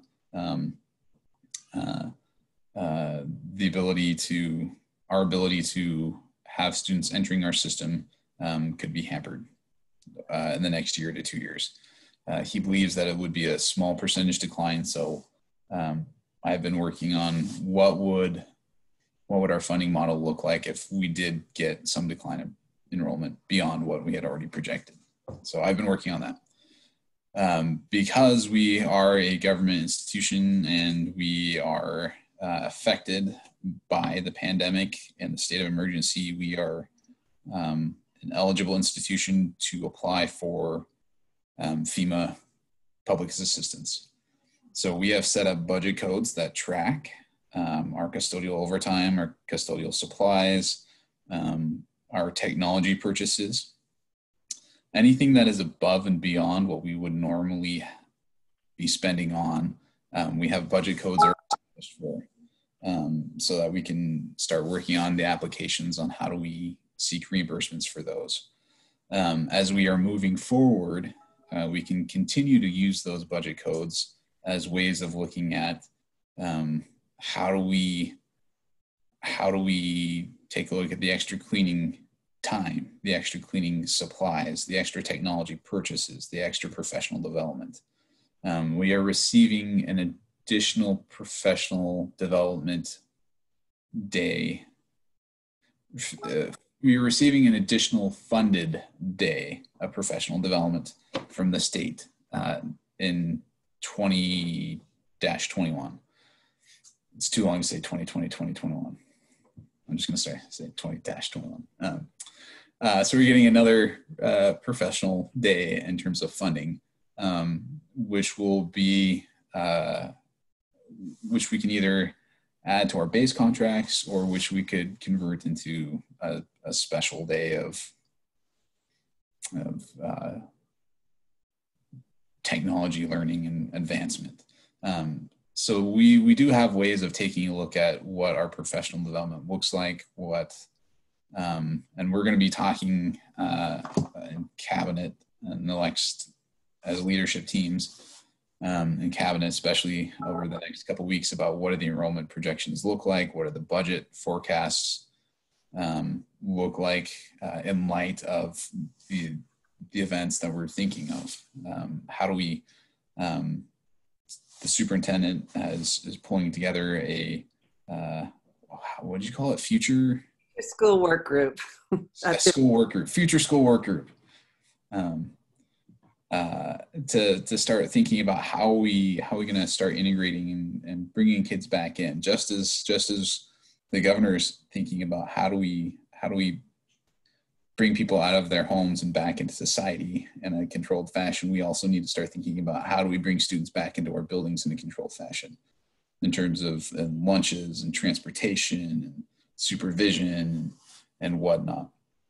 So those are plans that we are currently working on. Is how many students do we think we're going to get? What is the funding for those students? How do we track the additional costs? We've already got that. And then how do we start integrating and planning for that? So we are moving forward on those aspects.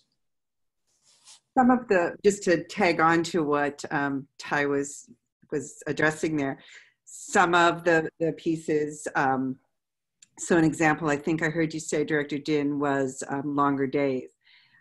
We need to be really cognizant of the pieces that we have to work with our labor association on. What are the parts that are working conditions that need to be bargained as well? So in our planning, when I reached out to the group that is the initial small group, and it's going to grow as we get concentric circles as to who else do we need to bring into this conversation, whether it's facilities or transportations or our labor association.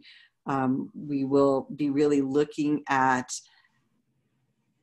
how are some of the compliance pieces going to be modified. There's a lot of talk around instructional minutes right now. And as we get ready to reopen, that's one of the things that I'm interested to see if that will be modified as we come into a new school year.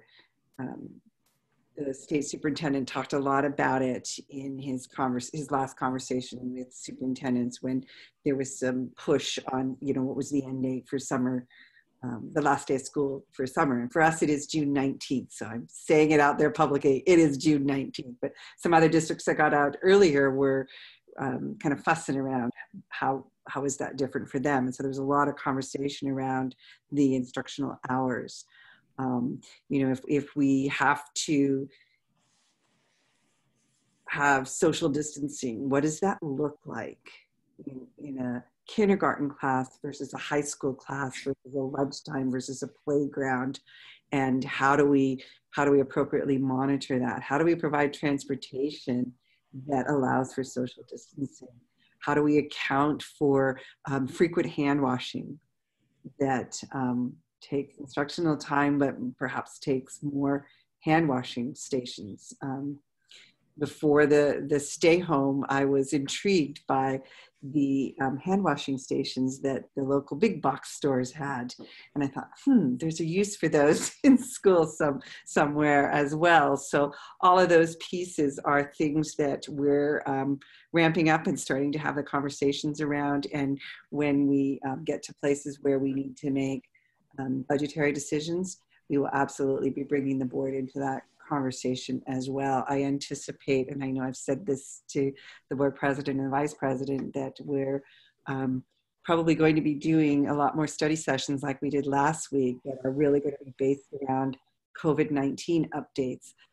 We plan to do lots of study sessions around our fundamental language, and I think right now we have to maybe push that to the side until the summer, because we are going to be having to give you these frequent updates as to certainly where we are right now, as we've been doing, but also these planning for reopening and what are all the complexities of that.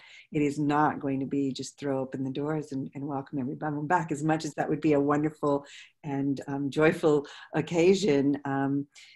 There's some, there's some who've already taken the lead. Some schools in Denmark opened, and it was interesting to see the pictures of how they're doing that and how it's impacting them, particularly the little ones. So lots more to come. We also have our levy in 2022, is that right? Correct. All of our levies, our capital and what is now called the enrichment levy, all are renewed in 2022. Brian, go ahead.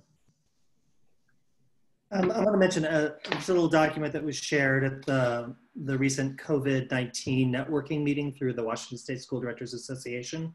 And so when looking at basic education in Washington State, which is what Paramount Duty is all about, is basic education, full and ample funding of basic education. Basic education makes up 95.3% of the apportionment in the state. Those are protected by law in our Constitution. So there's about 4.7% of the apportionment from the state that we will look to for next year that will be potentially reduced. It makes up just over $645 million, but that has to do with local effort assistance, which we receive in Mercer Island, education reform, which is professional development and different areas like that, and assessments, and OSPI and other service things that not necessarily impact Mercer Island, though some of them certainly do. And $645 million across the state is a big impact. But I think it's important for people to keep in mind that 95.3% of the apportionment from the state is protected for basic education. Now, of course, that's basic education, and Mercer Island is much more robust than that. So that's where our local assistance, our local levies, our PTAs, our foundations, our boosters, all those groups are going to really come into play in that as we move forward. But I think it's important as we start looking at state budgets and what's going to have to change there, that just over 95% of that apportionment is going to be protected under basic education. So hopefully that gives some people a little breathing space, a little. But does that mean if somebody else's levy equalization amount is reduced, that could also mean we are allowed to collect less of our local levy too, from an equity perspective? Potentially, yeah. So that could be a pretty significant hit to us, up to $11+ million. Yeah. Then other states have also done 10% plus budget cuts to education directly. And that might get worse depending on, how the situation goes. So legislation, although protected by law, in extreme times, legislation could also be enacted that cuts basic education as well, correct? Yes. And it's that prototype school funding formula that funds basic education. If they messed with that formula or adjusted that formula, But the one thing that our state has that no other state has is that the paramount duty of our legislature is to fully and amply provide for basic education. So we have a constitutional basis for that, which is what McCleary was based on.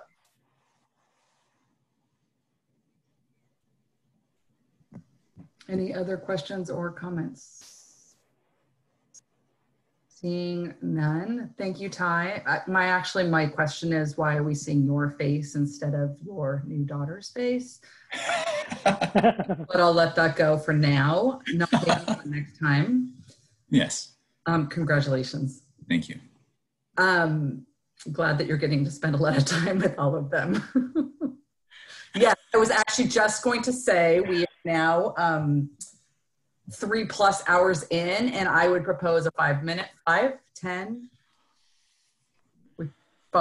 bio break. So it is 8:18. Let's come back at 8:24. I know that's 6 minutes, but you know. Okay. I'm not asking, I'm telling. Brian is voting.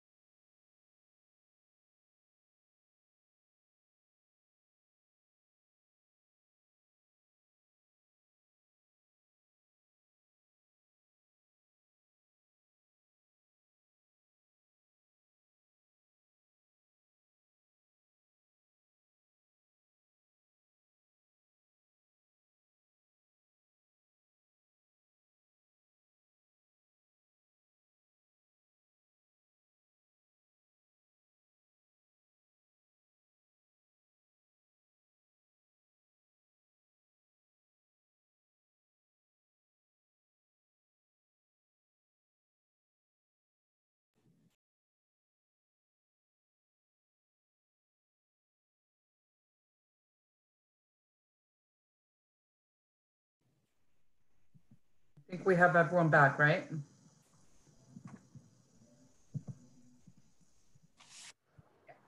Okay. 24, everyone. Excellent job. Moving on to Section 3, Post-Monitoring Language Review, Board Policy 1800 OE11. I'll give everyone a moment to review it. Just kind of look up when you're done.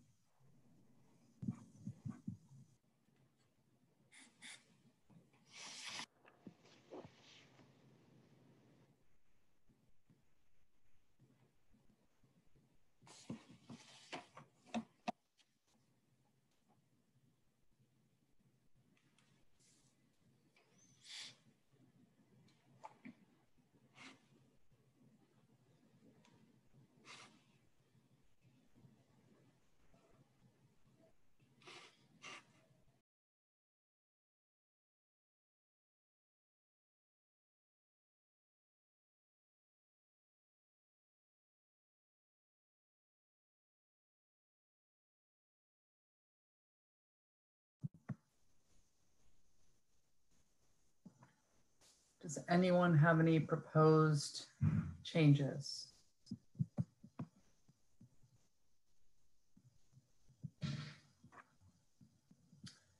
Seeing none. Oh, Maggie Ty. Just at the very beginning, under the header facilities and capital assets, there's a "the" that should be removed at the end of the line. I don't know if it's the end of the line for you guys because I enlarged it on my screen. Right now it says, the superintendent will assure that physical facilities and capital assets support the accomplishment of the board policy 0001. It should either just be like board policy 0001 or the board's policy, I guess you could do 0001. Can we just strike the? It just reads really weird. That's it. Everything else is fine.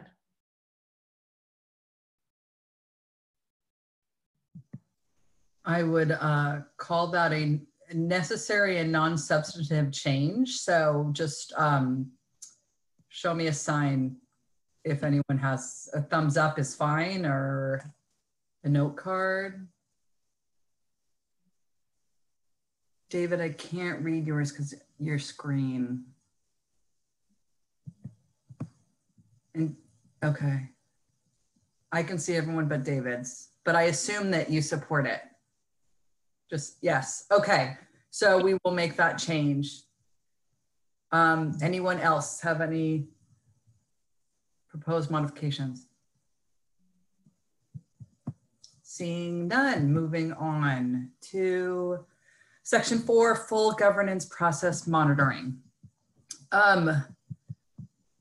In order to do this effectively, my suggestion is that they're level 1. So my suggestion is that we start with a motion and then can proceed to discussion unless someone has a problem with that. I move that we find the superintendent in full compliance of Board Policy 1800 OE7, financial administration. Second. And then as for discussion, Taya, you present, does anyone present on a level 1? No. Does any discussion?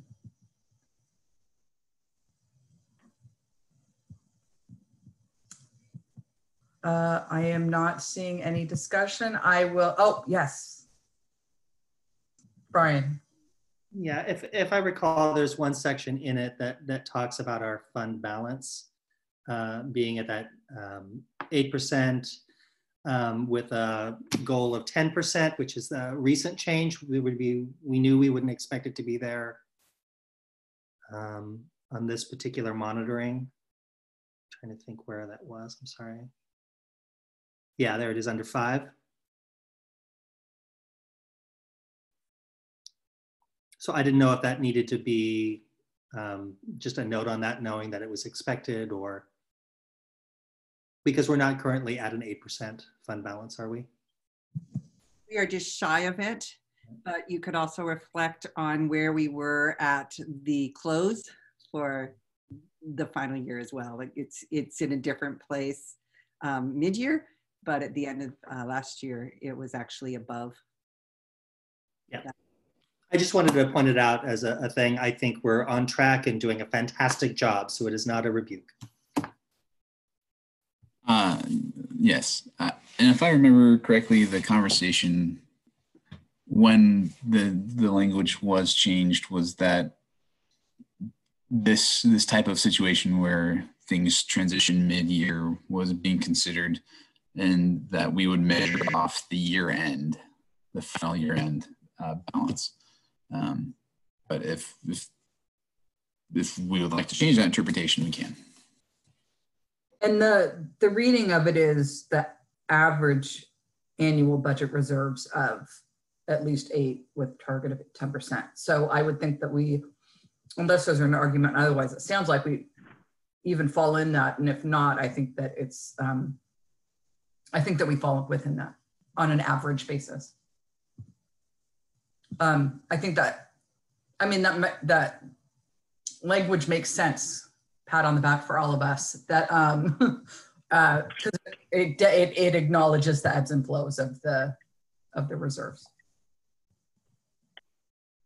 Does that address concerns? Yeah, I just wanted to point it out. Thank you. Okay, that's great. Any other questions or comments? No. The motion is to find the superintendent in full compliance of OE7 financial administration. Those in favor indicate by saying aye or showing aye. Aye. Or thumbs up or whatever you want to do, visual. Any opposed indicate by saying nay or thumbs down. And any abstentions. Motion passes 5-0. The superintendent is in compliance of OE7 financial administration. Moving on, board policy 1009, board members code of conduct. This is an level 1 board monitoring. I would propose that we may handle it in the same way. Motion followed by discussion. I move that we find the board in full compliance of board policy 1009, board members code of conduct. Second. Any discussion?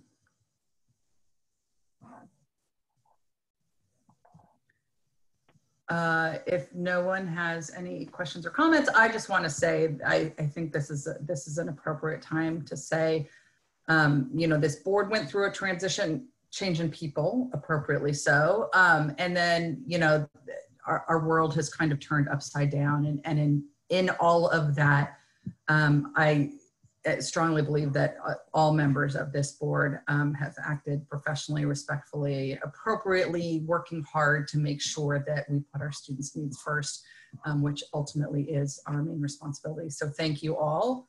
And unless anyone else has anything they want to say, I would ask those, the motion for the board is that we find the board in compliance with the board policy 1009, board members code of conduct. Please indicate by saying aye. Aye. Aye. Or showing aye. Thank you. That is any opposition? That motion passes 5-0. The board is found in compliance of board policy 1009. And finally, board policy 101-1010, board member conflict of interest. This is also a level 1. I am looking for a motion. I move that we find the board in full compliance of board policy 1010, board members conflict of interest. Seconded. Any discussion? Seeing none, The motion before the board is regarding board policy 1010, board member conflict of interest. The motion is to find the board in full compliance. If you agree, please indicate by saying aye or show me thumbs up or something. And I am seeing all thumbs up or ayes or favor, and any opposed say nay. That passes 5-0.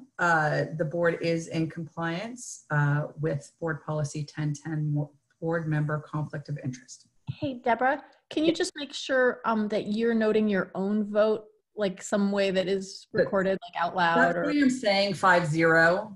Yeah, okay. That's what I'm saying. That's why I'm saying 5-0. Oh, that's fine. That covers it. If you think it's appropriate, I do it another way. I'm happy to do my. No, that's fine. Okay. Moving on to consent agenda. Do I have a motion?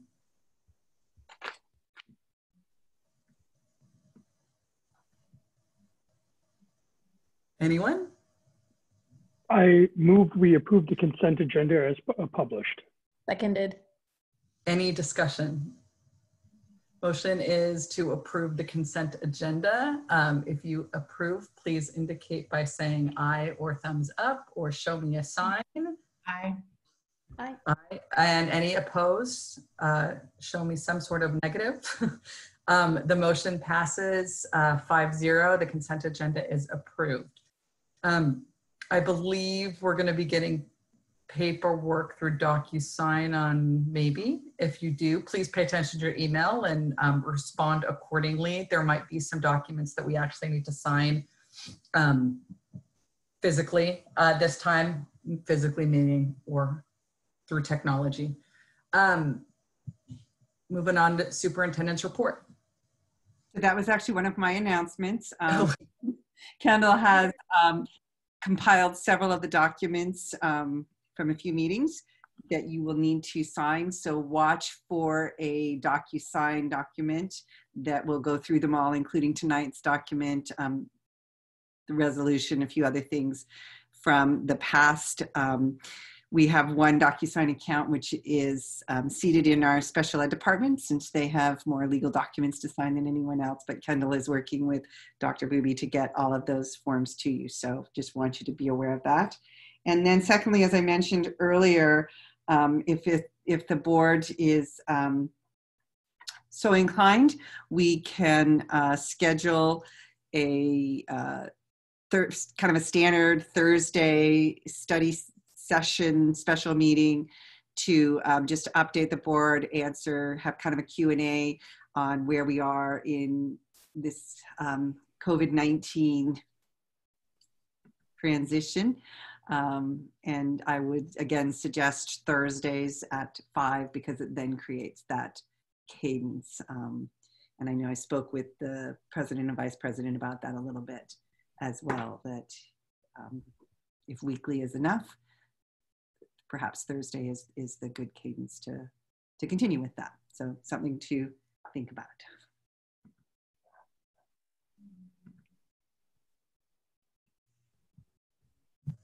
Sorry, didn't unmute. Anyone have any questions or comments regarding that proposal? Works for me. Yeah.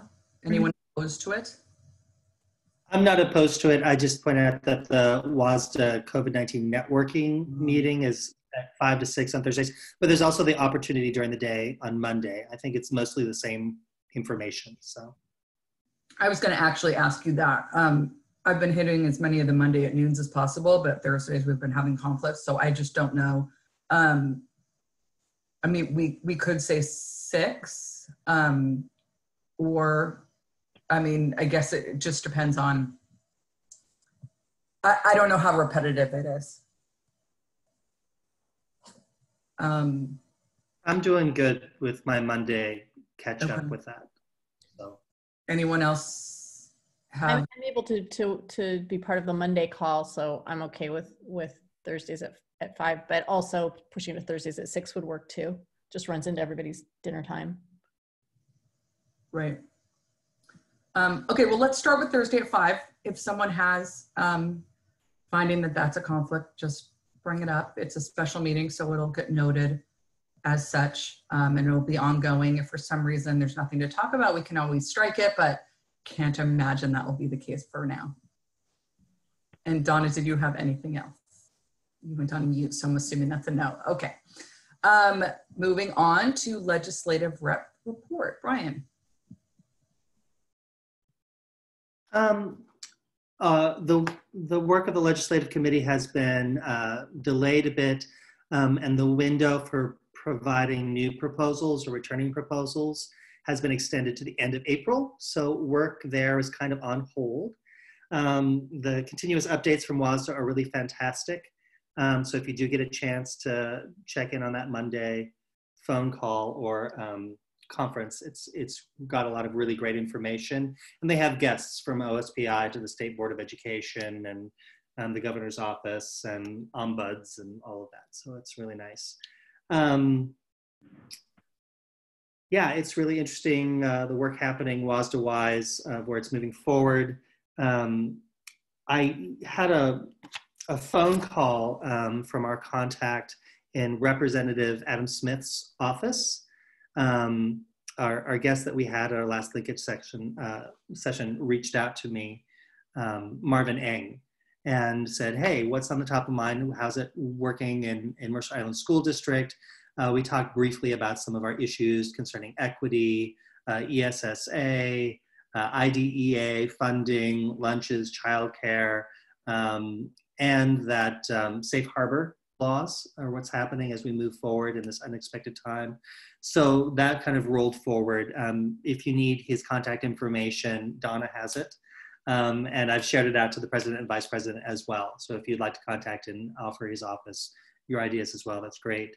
And then today, Representative Sen and Ty held a virtual town hall on Facebook. That was great to watch. And they were talking a lot about the budget. It looks like they may be stepping into a special session in order to extend the governor's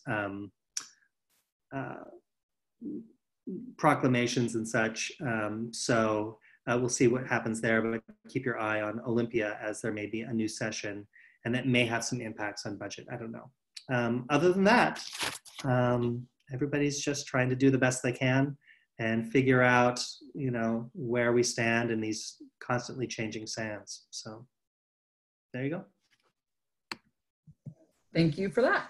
And moving on to board reports. Maggie, Ty, anything? All right, I think I just, am I off of mute? Okay.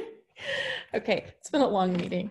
I just wanted to say, in case it wasn't clear earlier, that I'm very appreciative of all the very hard work that the administration is doing and all the teachers to try and figure out how to keep educating our kids and keep connected with our kids and our families throughout this period. And that I see, like, in the long tunnel of this COVID experience, that the silver lining, kind of, if I can mix my metaphors at the end, is that I think that we will end up with a much more rich and flexible and high-tech school district than what we started with. You know, like, we are absolutely just getting, like, pushed along the evolutionary curve here.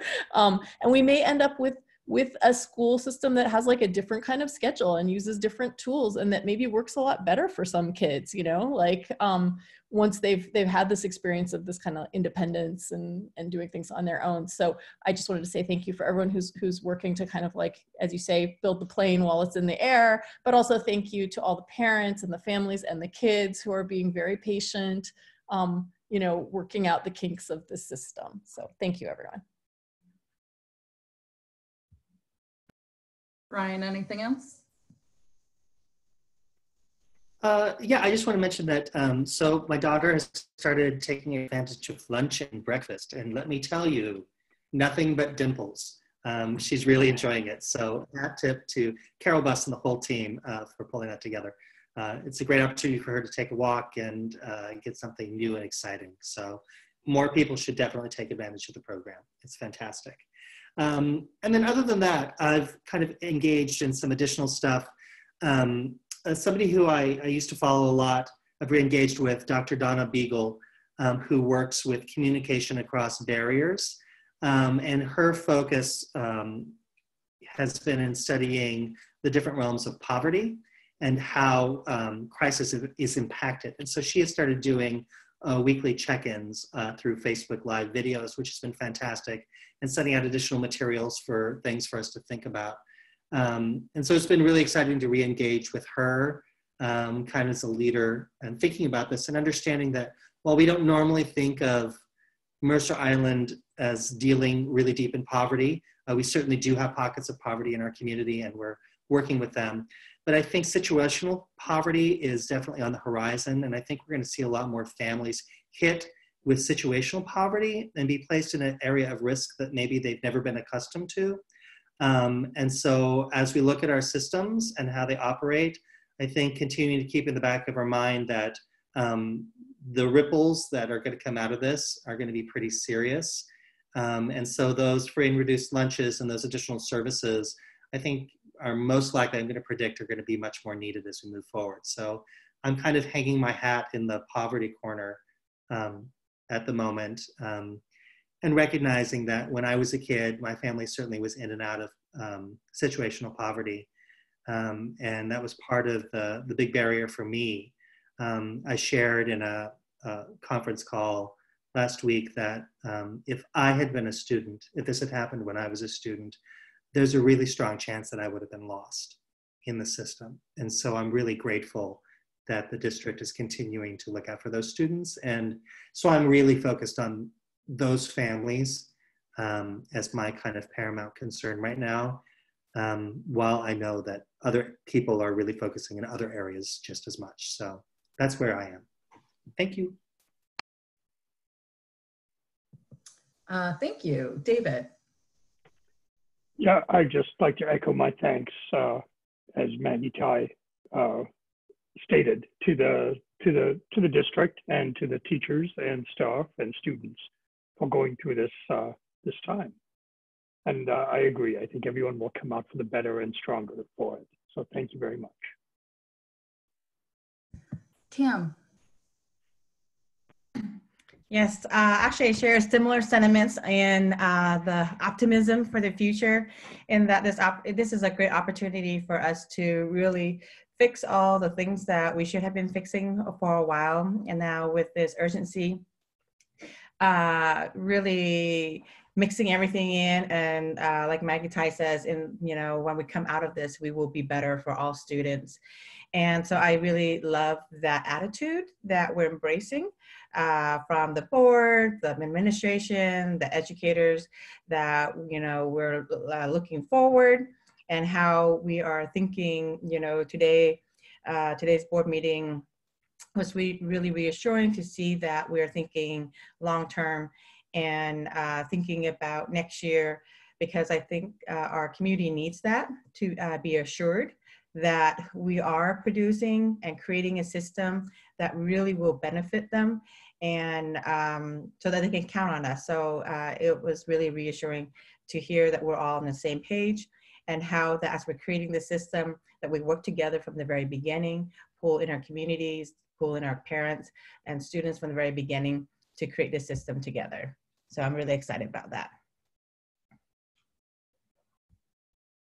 Thank you. And just briefly, I certainly echo all of the sentiments. I think one of the hardest things when implementing something new is just kind of the anticipation of change. And we didn't really have a choice this time. And I think it's really shown that we can really do anything we put our minds to, and that we'll get through the bumps in the road as we are. I do know that it's not working for everyone. If their student is struggling, or if they need some more support, to reach out to their classroom teacher first, school counselors, school principals. They are the best and most direct to problem solve, and can reach out to ups if the problem. But therefore, in there, we have a tremendous amount of confidence in to do best by our students. I just want to say I participated in medication pickup today at school. It was tremendously successful. Drove in, walkie-talkie. We had a piece of paper with name and what the need was, and got in, picked it up, got to wave at our a few of our teachers and administrators. So it was nice to see faces, and then off on our way. So I know that it's coming up at all the other schools. I think Puckett said that theirs is next May 1st. Oh wow, that's next week. Oh my goodness. So, and I know the other schools will be following shortly. So unless there is anything else, I will entertain a motion to adjourn. I move we adjourn. I second. Any discussion? It is, motion on the table is to adjourn the meeting. It is 8:50 p.m. If you please indicate approval by saying aye or showing me a thumbs up or something. I do too. The vote is 5-0. We are adjourned. Thank you all. Thank you. Thank you. Take care.